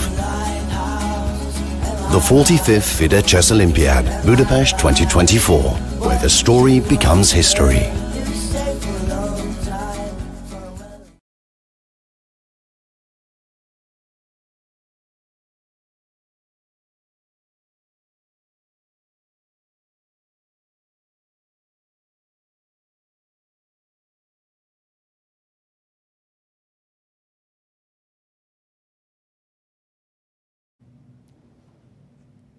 Meanwhile, we have one last game in the first round. We do have a special guest in the studio. We have Bibisara Assaubayeva, who won her game. Congratulations. Thank you. What a fantastic game. Did you enjoy it? Thank you. Yes, actually I enjoyed because the whole game was going on my plan. Okay, and I think it was a good game. Right. The first question is, we saw that Sarah was a little bit surprised from your opening choice because she spent so much time at the beginning. Tell us what happened. Yes, because I was surprised her by the first move. Usually I play d4 or c4, but here I play d4. I just want to play something new, and it's working well. Oh wow, so you just made such a drastic change. Do you usually play e4 or it was your very first time? No, very rare I play this move. All right, seems like it worked out. Can we see some of the key points on the game? Okay, it was Italian and white have just maybe easy moves and black have some problems. Because here maybe she should take on c4 and then play something like queen e7, and my knight on f3 was worse instead of e4. And after queen d6, knight g5, it was unpleasant because now I have some plan to play rook f2, rook af1 and then attacking pawn f7. Then we have some solid position for both sides, but black. How far was your preparation in this opening? Not really, maybe 10 moves. I just have something planned what I should do. Yeah, the idea, yeah. Yeah.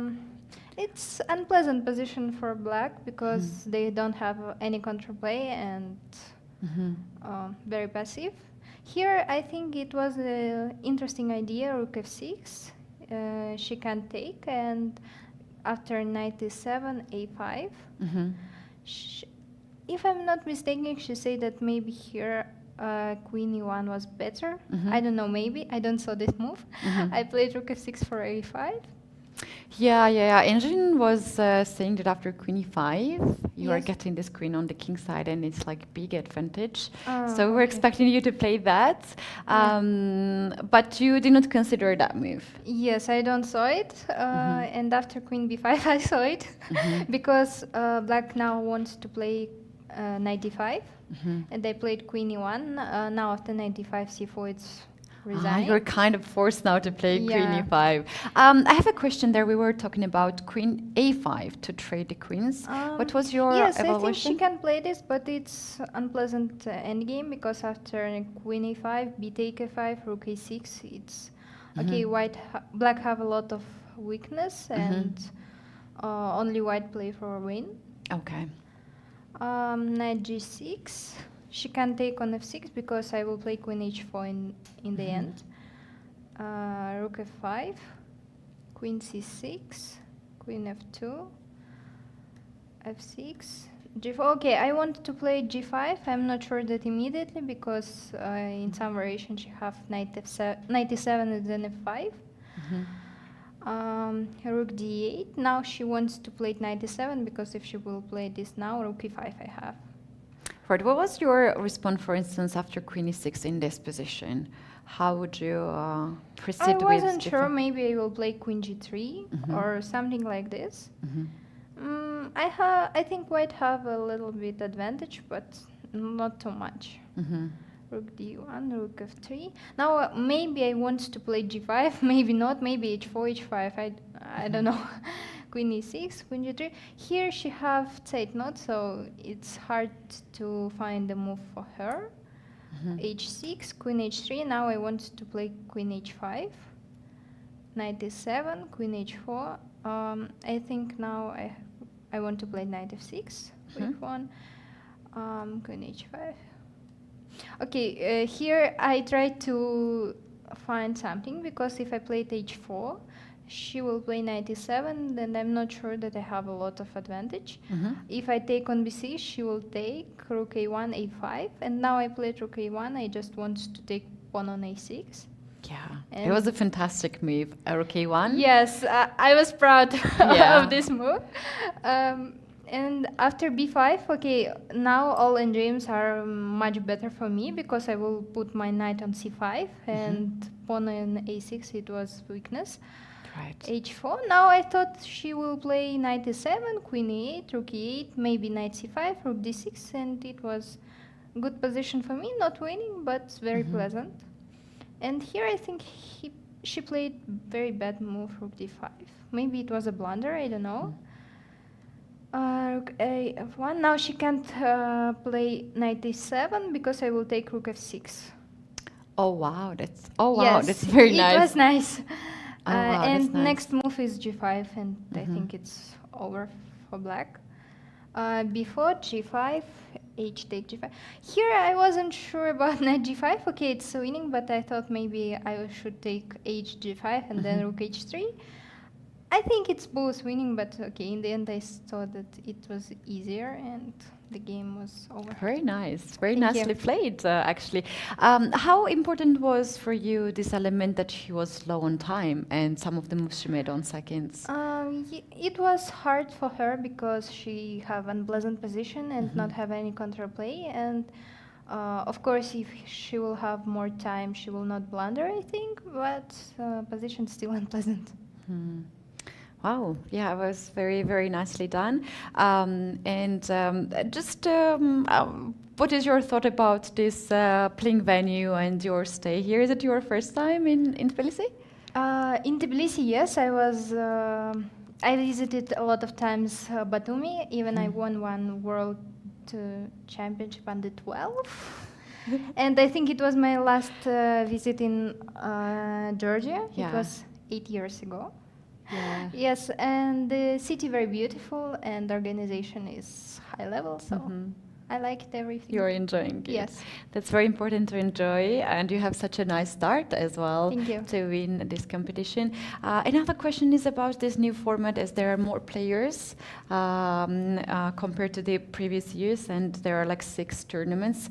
What are your thoughts about these changes? I don't think about this, but because, okay, we have 6 tournaments, but we still can choose only 3, like last year. And I think for players, nothing changed.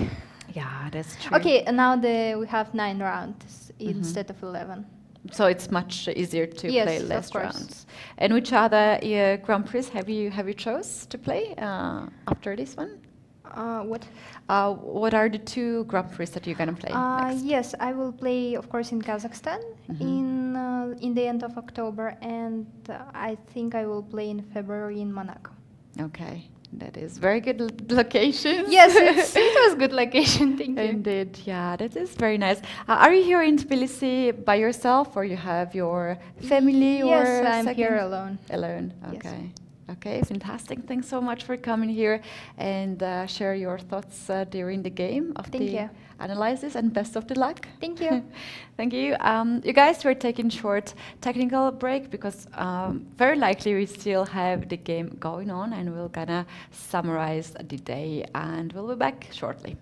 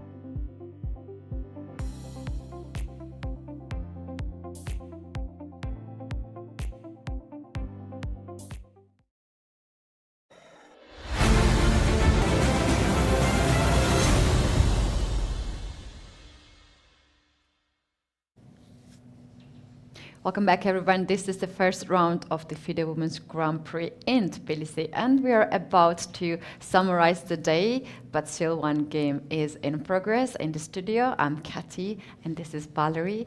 And Valerie, we do have actually 2 draws and 2 decisive results. And in our mini competition, which we had at the very beginning, if you just joined, Valerie says that we're gonna have whole tournament, more draws, and my bet is that we're gonna have the most decisive results every day. So today, at this point, it is a tie and one last important game for our mini battle. Yes, is okay, happening. so about the results for today, Alina Kashlinskaya against Kosteniuk Alexandra drew, Sister Muzychuk drew. Third board, Dzagnidze Nana and Lela Javakhishvili we have in progress. Board number 4, Assaubayeva won against Sarah Khadem, pardon me. And we have another result between Tsolakidou Stavroula against Vaishali R, where Vaishali made a very petty blunder and lost the game in the usual position, we can say like that. The position was very close to equal. And after the first round, we have 2 winners. This is Assaubayeva and Tsolakidou. One game we have in progress. This is Nana Dzagnidze against Lela Javakhishvili. And the position here we have following on the board, we can see on the screen. After King C6, Nana Dzagnidze is thinking the position is obviously has to be draw, but still Black is fighting for that. So let's see at Lela how technically she will and how clearly she will do the draw. That's right. What is your opinion about to have a long game from Nana's side?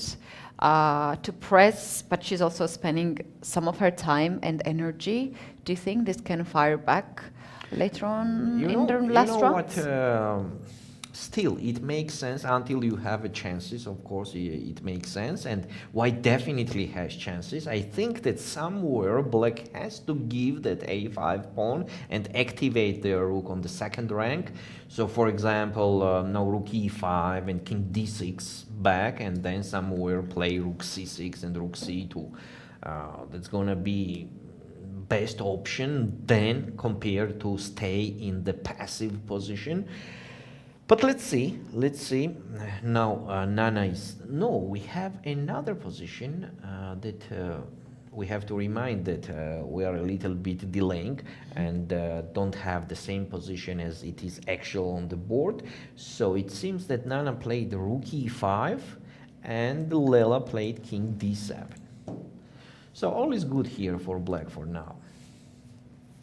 The Black's problem is this rook, which is a little bit the passive locked. rook, right? The passive rook on a6.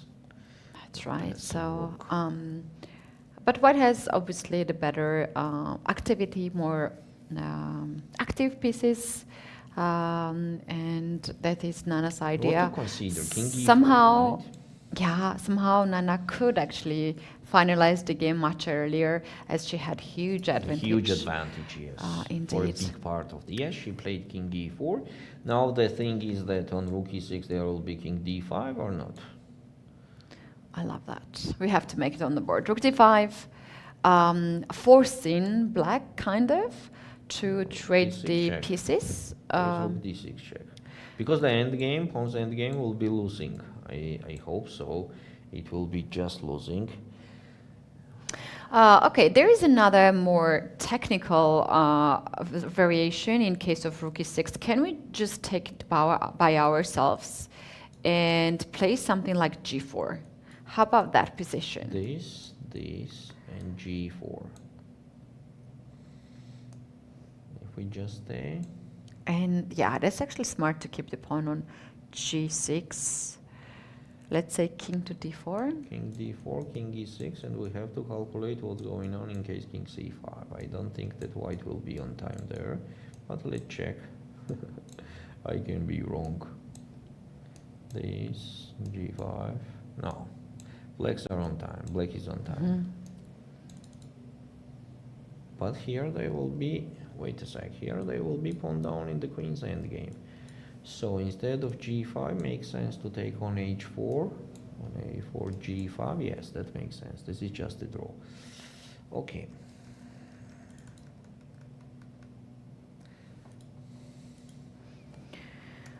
Rook e6 is not on the board.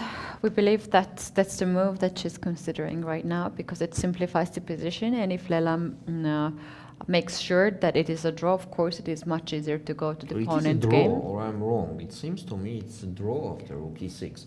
Let's consider this line. What's going on after king d5? Is there rook d6 check and rook d2? Obviously, right? Okay, and then rook d2. Rook d2. Do you want to risk this much? Because you're actually going to give up the pawn on a2. And then g2 as well. So on rook e6, what is to consider? Taking on e6? Or maybe the move like g4, for example. What's going on here? King d6, take. It's draw anyway. It's draw anyway. On h5, g5, on g5, h5. Yeah, on h5 you can also take and play king f6. And then king e6, and just take king f6, king e6. Yeah. The same is on g5 actually. Take and king d6, king e6. Yeah. Seems like a simple draw.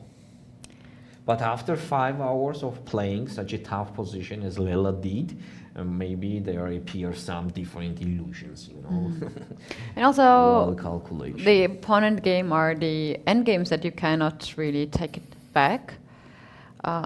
So you want to be very certain about it. Yeah. And sometimes you have an option to go there or not to go there because it's also equal position.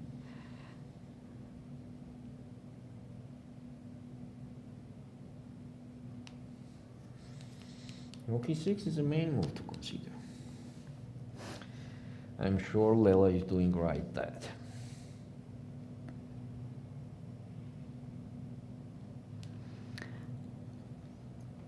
Longest game of the round. It is many hours from the start, 4.5 hours from the start. We celebrated way too early the short day. Karma happened, but got us back. Here we are. No. It could make another 1 hour here. She goes back with the king. Yeah, that's the thing, actually. That's the thing. You know it's a draw, but you don't want to risk it because it's a pawn end game. Actually, maybe it's even correct if the white could not, but they could improve with the g4, h5, yeah? Or for example, g4. Shall we go a4 in this position to trade the pieces? a4, rook b5. No, h5 is quite unpleasant, no? To create another weakness. For example, if the black captures on h5, rook takes h5, there is two weaknesses already, h6 and a5. That will be difficult.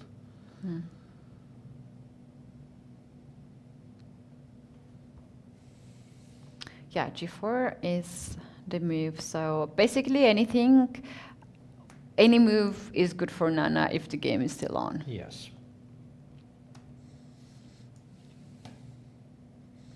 She has 13 minutes against 18 for Lela.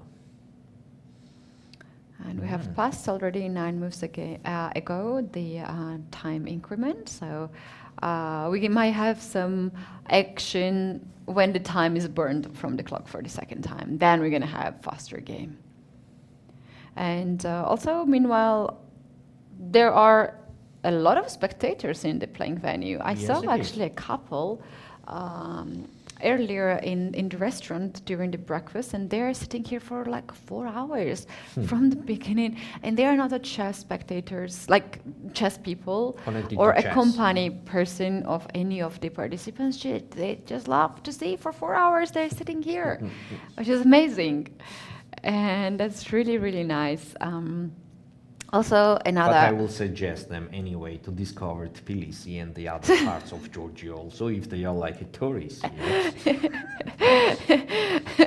That's also true. Also, the things the players have at the refreshment, they do have coffee, tea, water, and they have really nice snacks. I almost got Really? my hands on them. Yeah, some I have to nice, try it. some nice sandwiches and burgers and sweets. Yeah, it was really nice. So the players are having really nice, comfortable situation, but it is really quiet in the playing venue. Very, very quiet there. Just one game happening. Okay, what is she thinking about more than g4? h5 immediately, right? That also makes sense. Why not?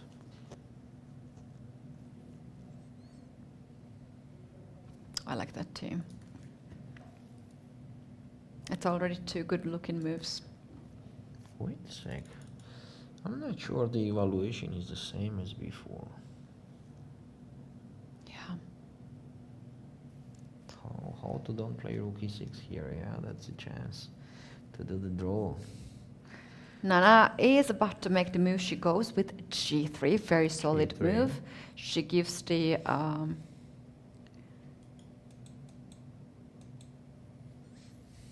She played g3, right?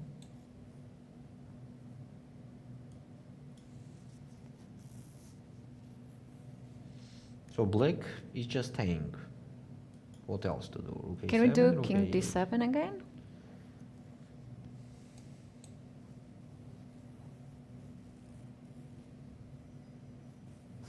This g3 might be somewhere the calculation where black's king gets on the king side in the king end game, in the pawn end game.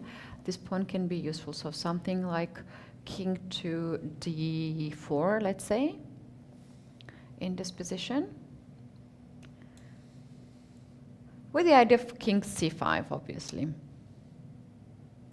And now if you play rook to d6, we play king to c5, tricky move. You go with rook d2, and rook d5 goes into the pawn end game when white's king is on the fifth rank, and that's gonna be very likely Just white winning, yeah. So maybe black has just to stay like rook a8, rook a7. Rook a8. But what happening after h5? That's making my mind. I mean, h5. What's there? King d7 is in the game. I'm afraid for. I feel sorry for you because we might I'm have losing some my result. bet on the last moment. Yeah. Oh, come on. No. Such a passive defense. Okay, we know in the old books that in the rook's Active endgame, defense is very important. active defense and counterplay is a thing to do. Here it And seems there is like also a very common opinion about rook end game. People think that rook end games are always draw. it's not like that. It's not like that. So it's very important It's to not have like- activity. in the Sure, end game. sure. It's better to be pawn down but have the active pieces than to be with equal material but the passive pieces. So Lela choose to have the passive pieces. Surprising decision. Surprising, actually surprising.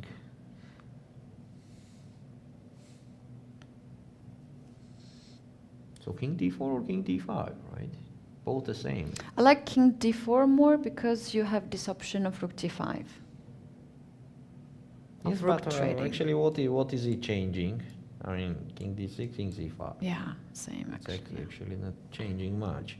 And king d5 is kind of stopping the chance for black to play with the king on d6 back. And actually, move. What move to do? a4? Oy, oy, oy. King c4. King c4. If the king gets pawn to the up. pawn, then the rook pawn up. controls everything. Rook cuts the board in two parts. Black king can go on the king And side. just pawn up. At the same time, just pawn up.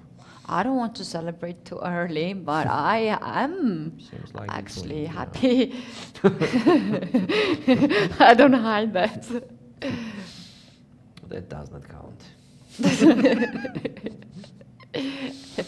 that pity blunder in Vaishali and Stavroula's game, and now absolutely equal position. Oh, don't cry for that, because I there was have to. Muzychuk sisters. I gave you disadvantage already. I risked that much. What did you say? I don't hear it. Yeah. So the strange thing is happening with Lela, because she's quite experienced And in end games. it's not a also. blunder. This is not a It's a wrong blunder. It's just a decision, passive wrong- game. yeah. Yeah. Wrong strategical decision, which is kind of in the books. Yeah. Recently, when I was watching the Olympics, we have amazing sports people in wrestling or judo. Correct. And even though I understand very little about it, the funny thing is that I watch Olympics only, so I know these rules, and then it disappears after 4 years, and I have to learn again. But the thing is that I noticed that the coaches are giving them the hints. Yes. How to do to stay Shouting still. sometimes, Yeah, or- that's such a good help actually. The same in chess will be very helpful. It's amazing. Someone shouts you. And the move. importance of the coaches will raise up too much. Yeah. The coach who shouts Here we are. louder. King King D4. D4. Yeah, very accurate play by Nana. But I kind of like this chess when we had no engines, but we had the group of seconds, and they had these games where adjourned games, so they could just analyze as a team and come back and deliver it on the board. That's Sure. pretty cool. You know what? It is very surprising, but I feel like Lela does not feel the danger, you know? She's That's like even so- more scary. Yeah. She's actually the person who doesn't show too much of emotions. I think That's she true. has a poker face. That's true. Oh, no, she doesn't love something. That's huge wrong decision made by Black. If you are not sure that passive defense giving you the draw, then of course you don't have to go like let's stay like that and then let's see. So now king c5, king b5, it's just game over. King c5, king b5, just getting king into the business. Gaining both of the pawns there. Oof.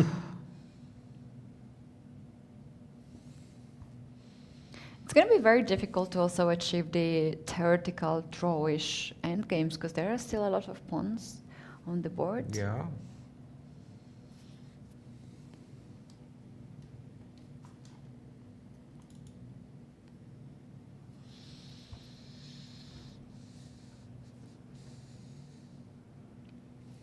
It can be quite heartbreaking for such an experienced player as Lela to lose the game after she managed to survive the difficult position, and she managed Maybe to she still equalize. she still has the chances with king d6. Does not allow white king to go there. Let's take a look at that. King d6, how So king d6 and White then can rook proceed. d5 check. Of course, go this way to create some counterplay later, okay. because king c6 will be just very bad after Can h5. we do so- h5? Here, right? Yeah. It has to be done g5 or what? Because taking on h5, just rook takes h5.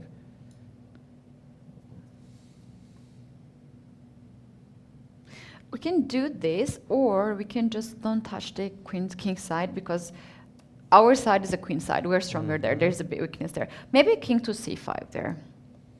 King c5.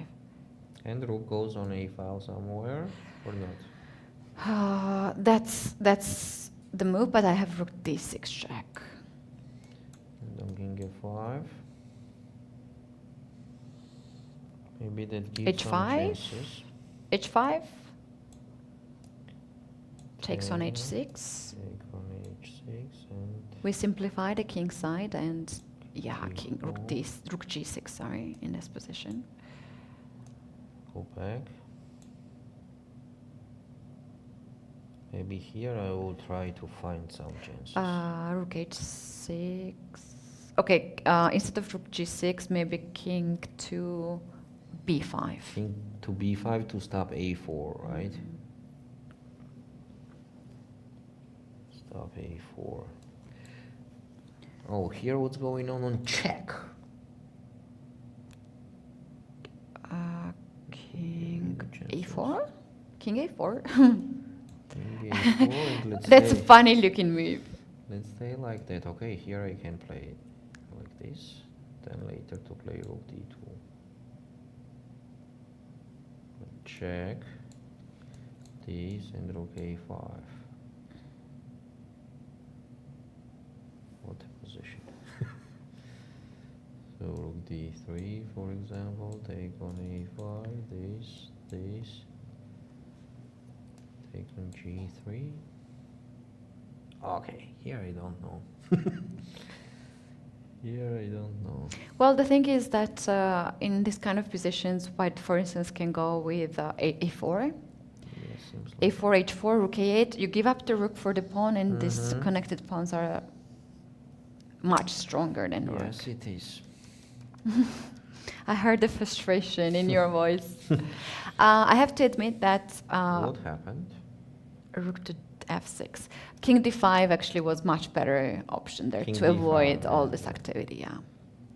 Right, rook f6.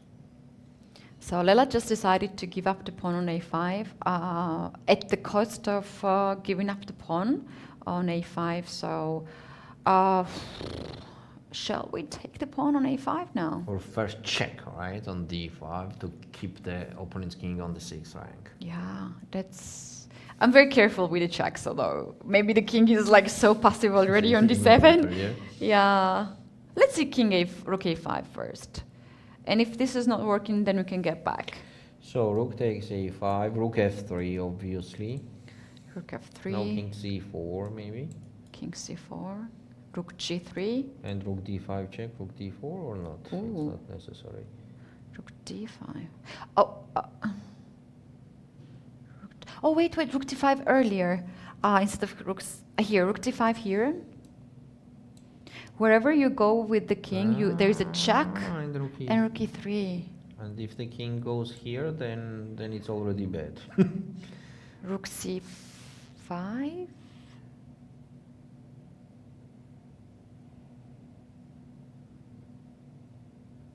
Yeah, rook c5, rook d6, rook c4, takes.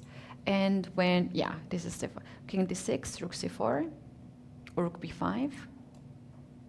Rook b5 better, because we are planning rook b6 check. Okay, if they So play king b6 here, then I take with a check, rook c4 here.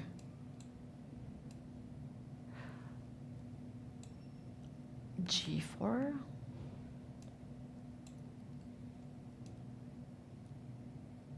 Careful, you might Okay, lose. Rook d, king d5. and just losing.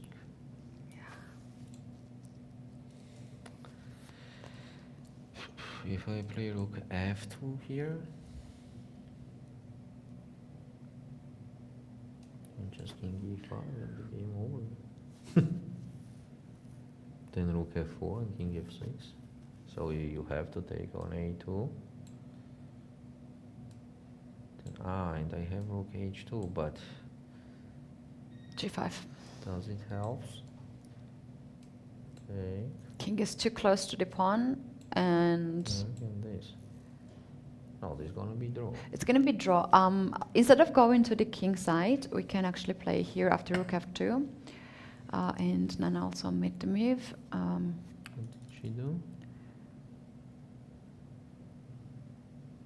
She captured the pawn on a5. And rook f3 is on the board, so we might get the position that we have on the board.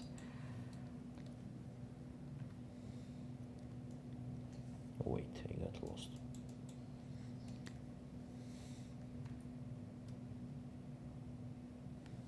This is a position, right? Yeah. And Nana is thinking. Nana is thinking, I like rook d5 very much, this check. Mm-hmm.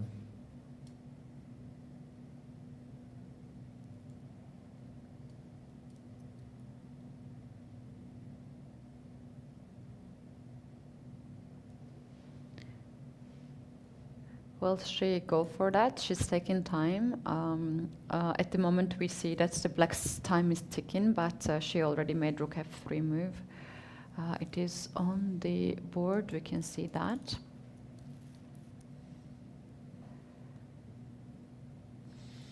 So we are saying rook d5 check here. We're saying rook to d5, but there's also rook a7 move. Check, and if you get the king on the 6th rank, there is rook a6 move. Shall we do that? Rook to a7. So there's two checks, rook a7 and rook d5, and one of these rooks are good. One of these checks are good, and Nana has to figure it out.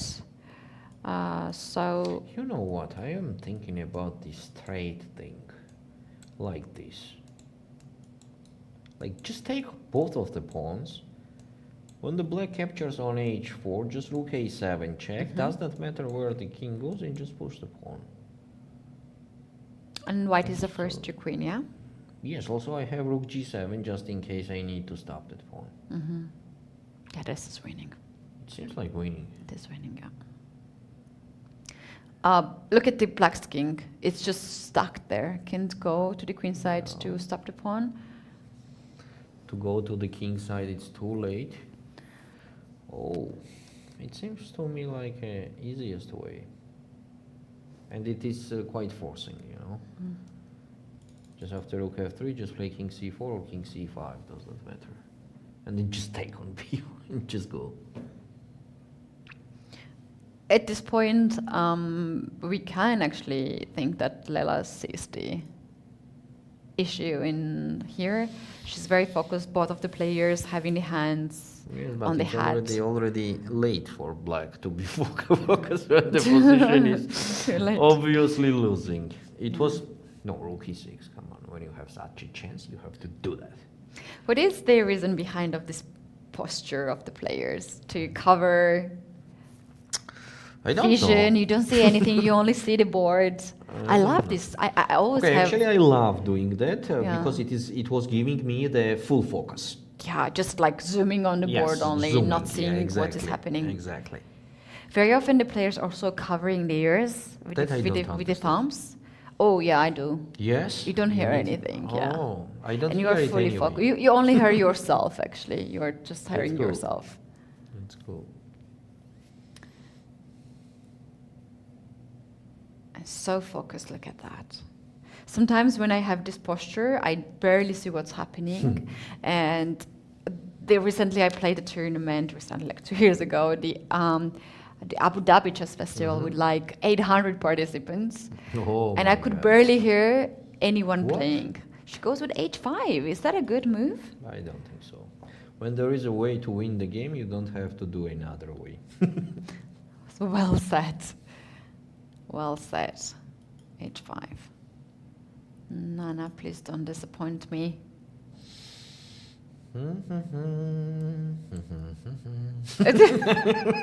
I don't like that little music of yours. Now with black, I have. Oh, come on! Why so many mistakes? Huh? It's the thing is that it is the end of the game. They have been through the time. Yeah, of course, tired. See, from the side, it is always easy. From the side, you are like a super great master. But at the board, you barely reach this point. Yeah, you might lose at the beginning, in the middle. Do you know what? I just don't understand what's the point of h5.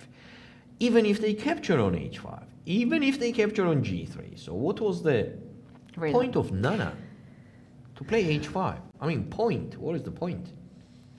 We're looking for the point. I can see this look of Lela. She knows she survived in that point, and she has chances. Well, of course, just okay. I think Nana missed rook g3 there. Yes, but even she was considering to take on h5 and even that. Even that.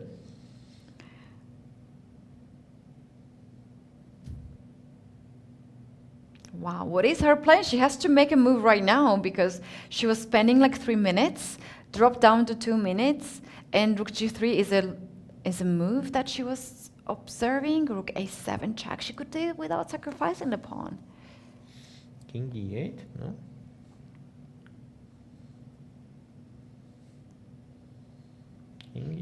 Yeah, why not? Wow, I'm just receiving the video from the VIP room where Nona Gaprindashvili, 5 times world chess champion and the first woman grandmaster, observing the games, giving the analysis. That's nice.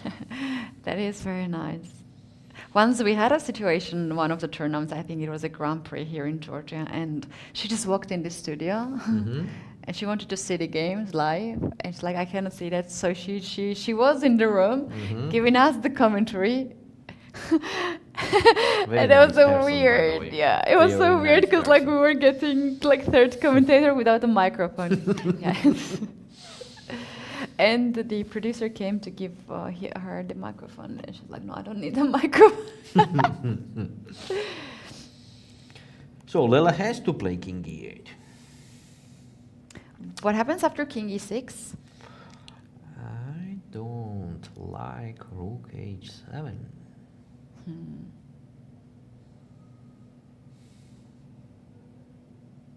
Yeah, let's show that on the board to our viewers. After king e6, You know, king e8 seems to me so simple and giving me the... it's more passive, though. Yes, passive, but you know, I already have counterplay now on the h file.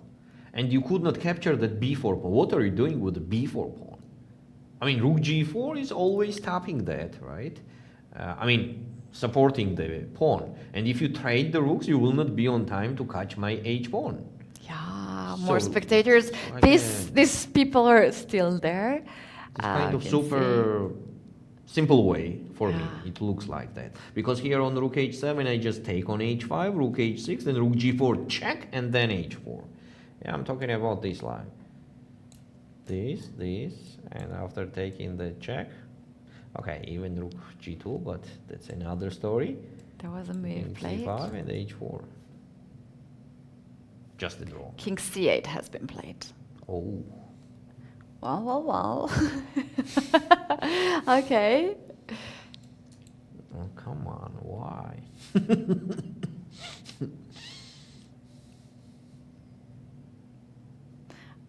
I feel you are nervous. I feel the table is moving. Yes, I am, because I bet. But still, I think king c8 also will be enough, but keeping the complications for black. So king c5 and taking on b4 then.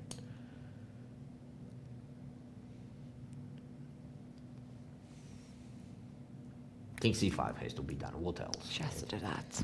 King c5. What she's thinking about? She doesn't have a lot of time now. Less than 1.5 minutes. Can she take on g6 first and then king c5? It is.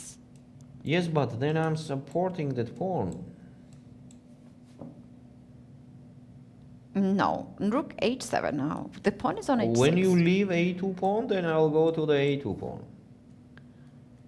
What a greedy person. I became aggressive. Yes. Yes. Yeah, Okay, yeah, makes sense. So, king c5 has to be done. No. No, come on, that's just a draw. Maybe I should suggest a better moves now. I told you that they hear our voice. Just a draw now. I see Lela's posture. She's very relaxed, laid back. Now everybody knows that it's draw. Yeah. At the board. Wait, how many times the result has changed in this game? A lot of times, yeah. A lot of times.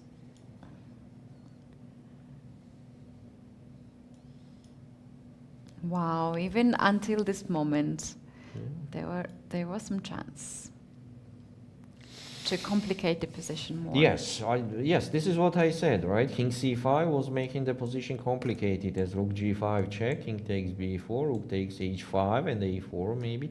Okay, what's in King the game? c5 now.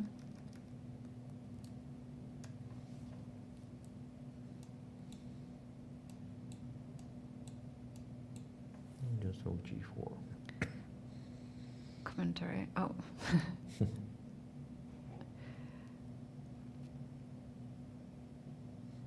Wow. So she was simply winning here instead of Instead of what? What were we saying here? Instead of h5, in this position, just king c5. Yep. Come on, Lena. One last mistake for my team. No, She's not making it. She's not making it. She played king c5 and rook g4, right? This is what we have.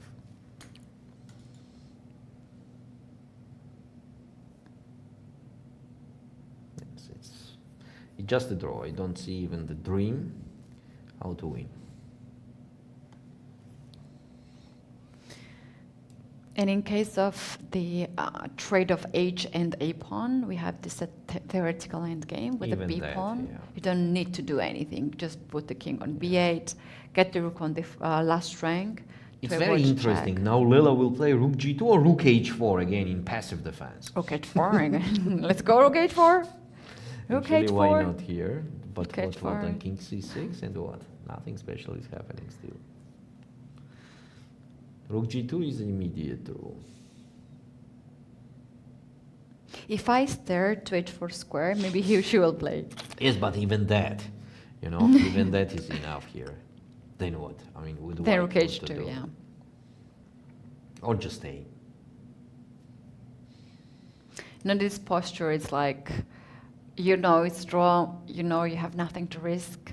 The worst is behind, and now you just can take your moment. She has 7 minutes. And she has a time, yes. Damn it, it was, yeah.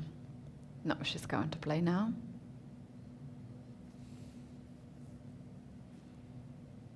In each game. Myself, I also gonna take here some time. That's true. And very often people are just saying, what's the difference? There are so many differences between men and women, how Yes, we are it is. approaching the game. Yes, it is. Not only in chess, I yeah. think in every sport. Yeah, it is like super, super interesting and a science its own that Sure. can be researched. And of course, we are not saying that this is bad or good. We are just saying there's a difference and it's visible.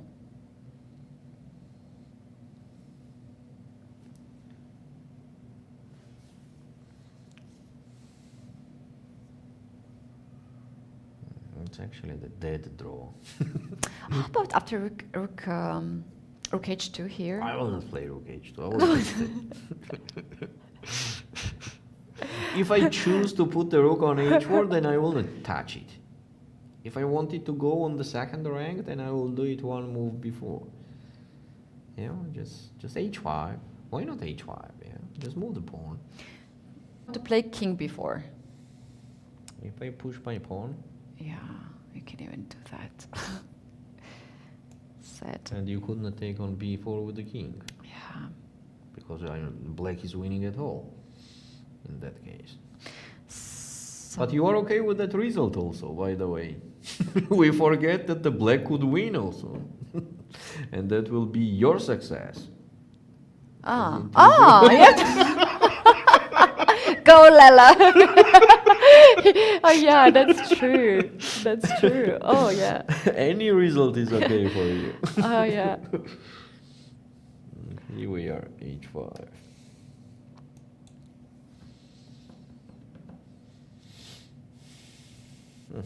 King a4.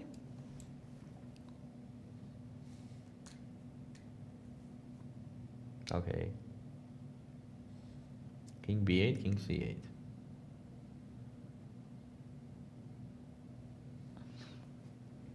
Is she going to She's going to play a3. a3 to push then b4, but it's still draw. Yes, without h pawn even. Even h4, yeah. Now they need somebody to remind them that, you see, she played a3. They need somebody to remind that the 13 moves already passed and they can agree on draw. And draw. Yeah. Well, it's actually quite, for me, it is always very interesting to commentate on the women's tournament, because it's always the fight until the last final position. last piece. Yeah. What do you think about playing this game, king against king? Well, it's illegal. The arbiter will stop.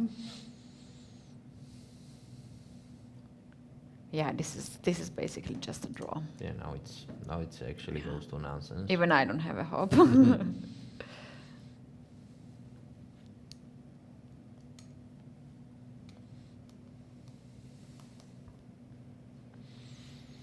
It seems like it's time to summarize today's games.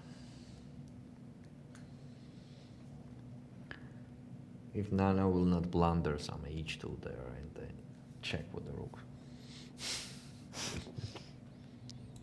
So it was h4, b5. King b2 is a draw offer. Super safe.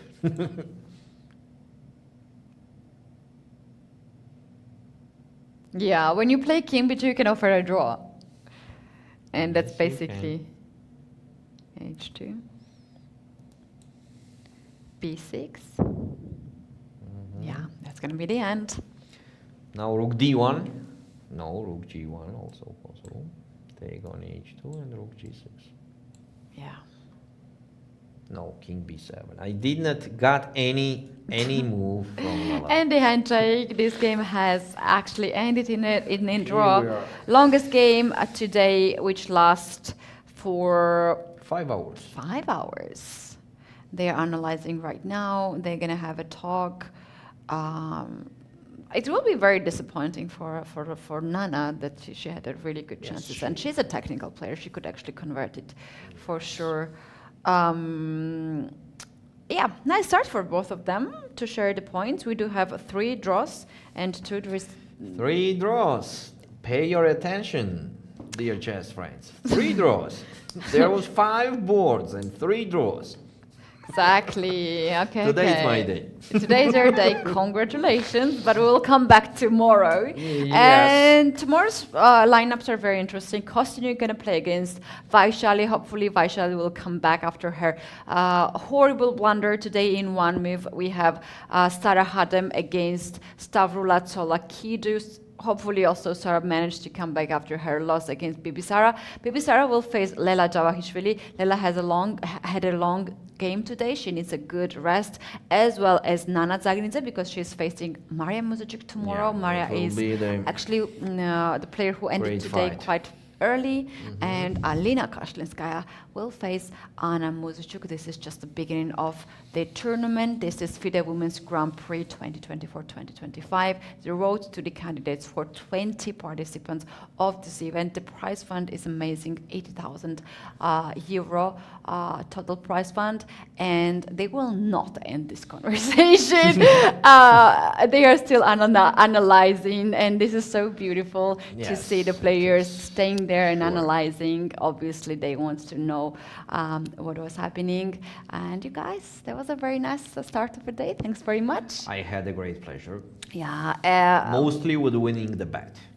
I thought you had a great pleasure to work with me after such a long That's by pause. itself. That doesn't need any comments. Yeah, I'm happy to have you here as you had today. Long day. You just arrived to Tbilisi from Spain. You Yes, that's also need some good rest. For sure.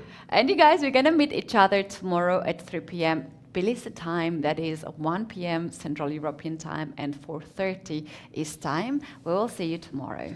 Thank you. See you tomorrow. Bye.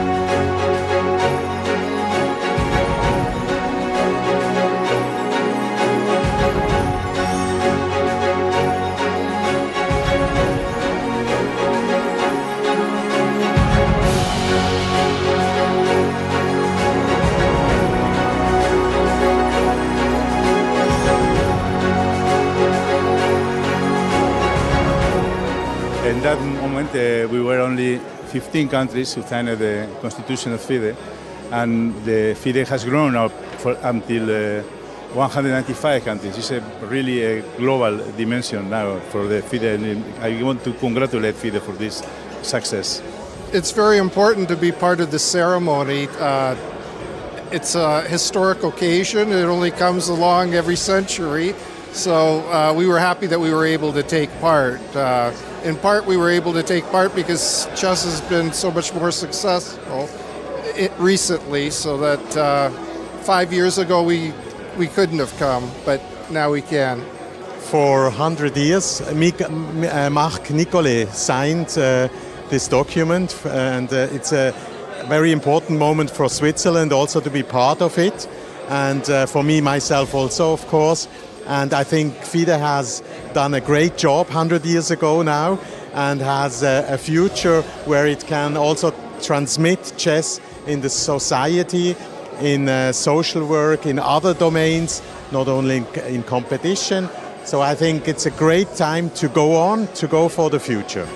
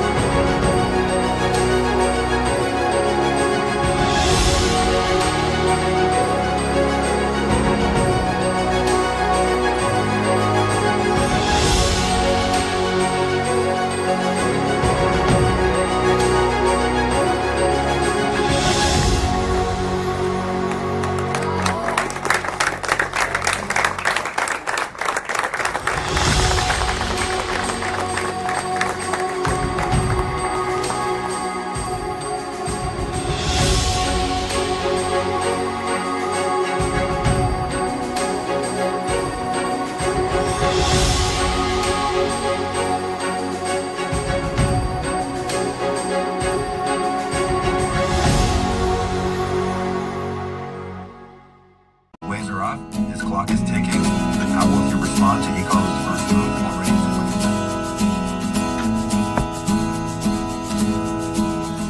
Who's gonna swing across the channel? I'm a strong swimmer. Who's gonna swing across the channel? Why did you wonder? You say a lighthouse. Am I right, boy? Am I right? Why did you wonder?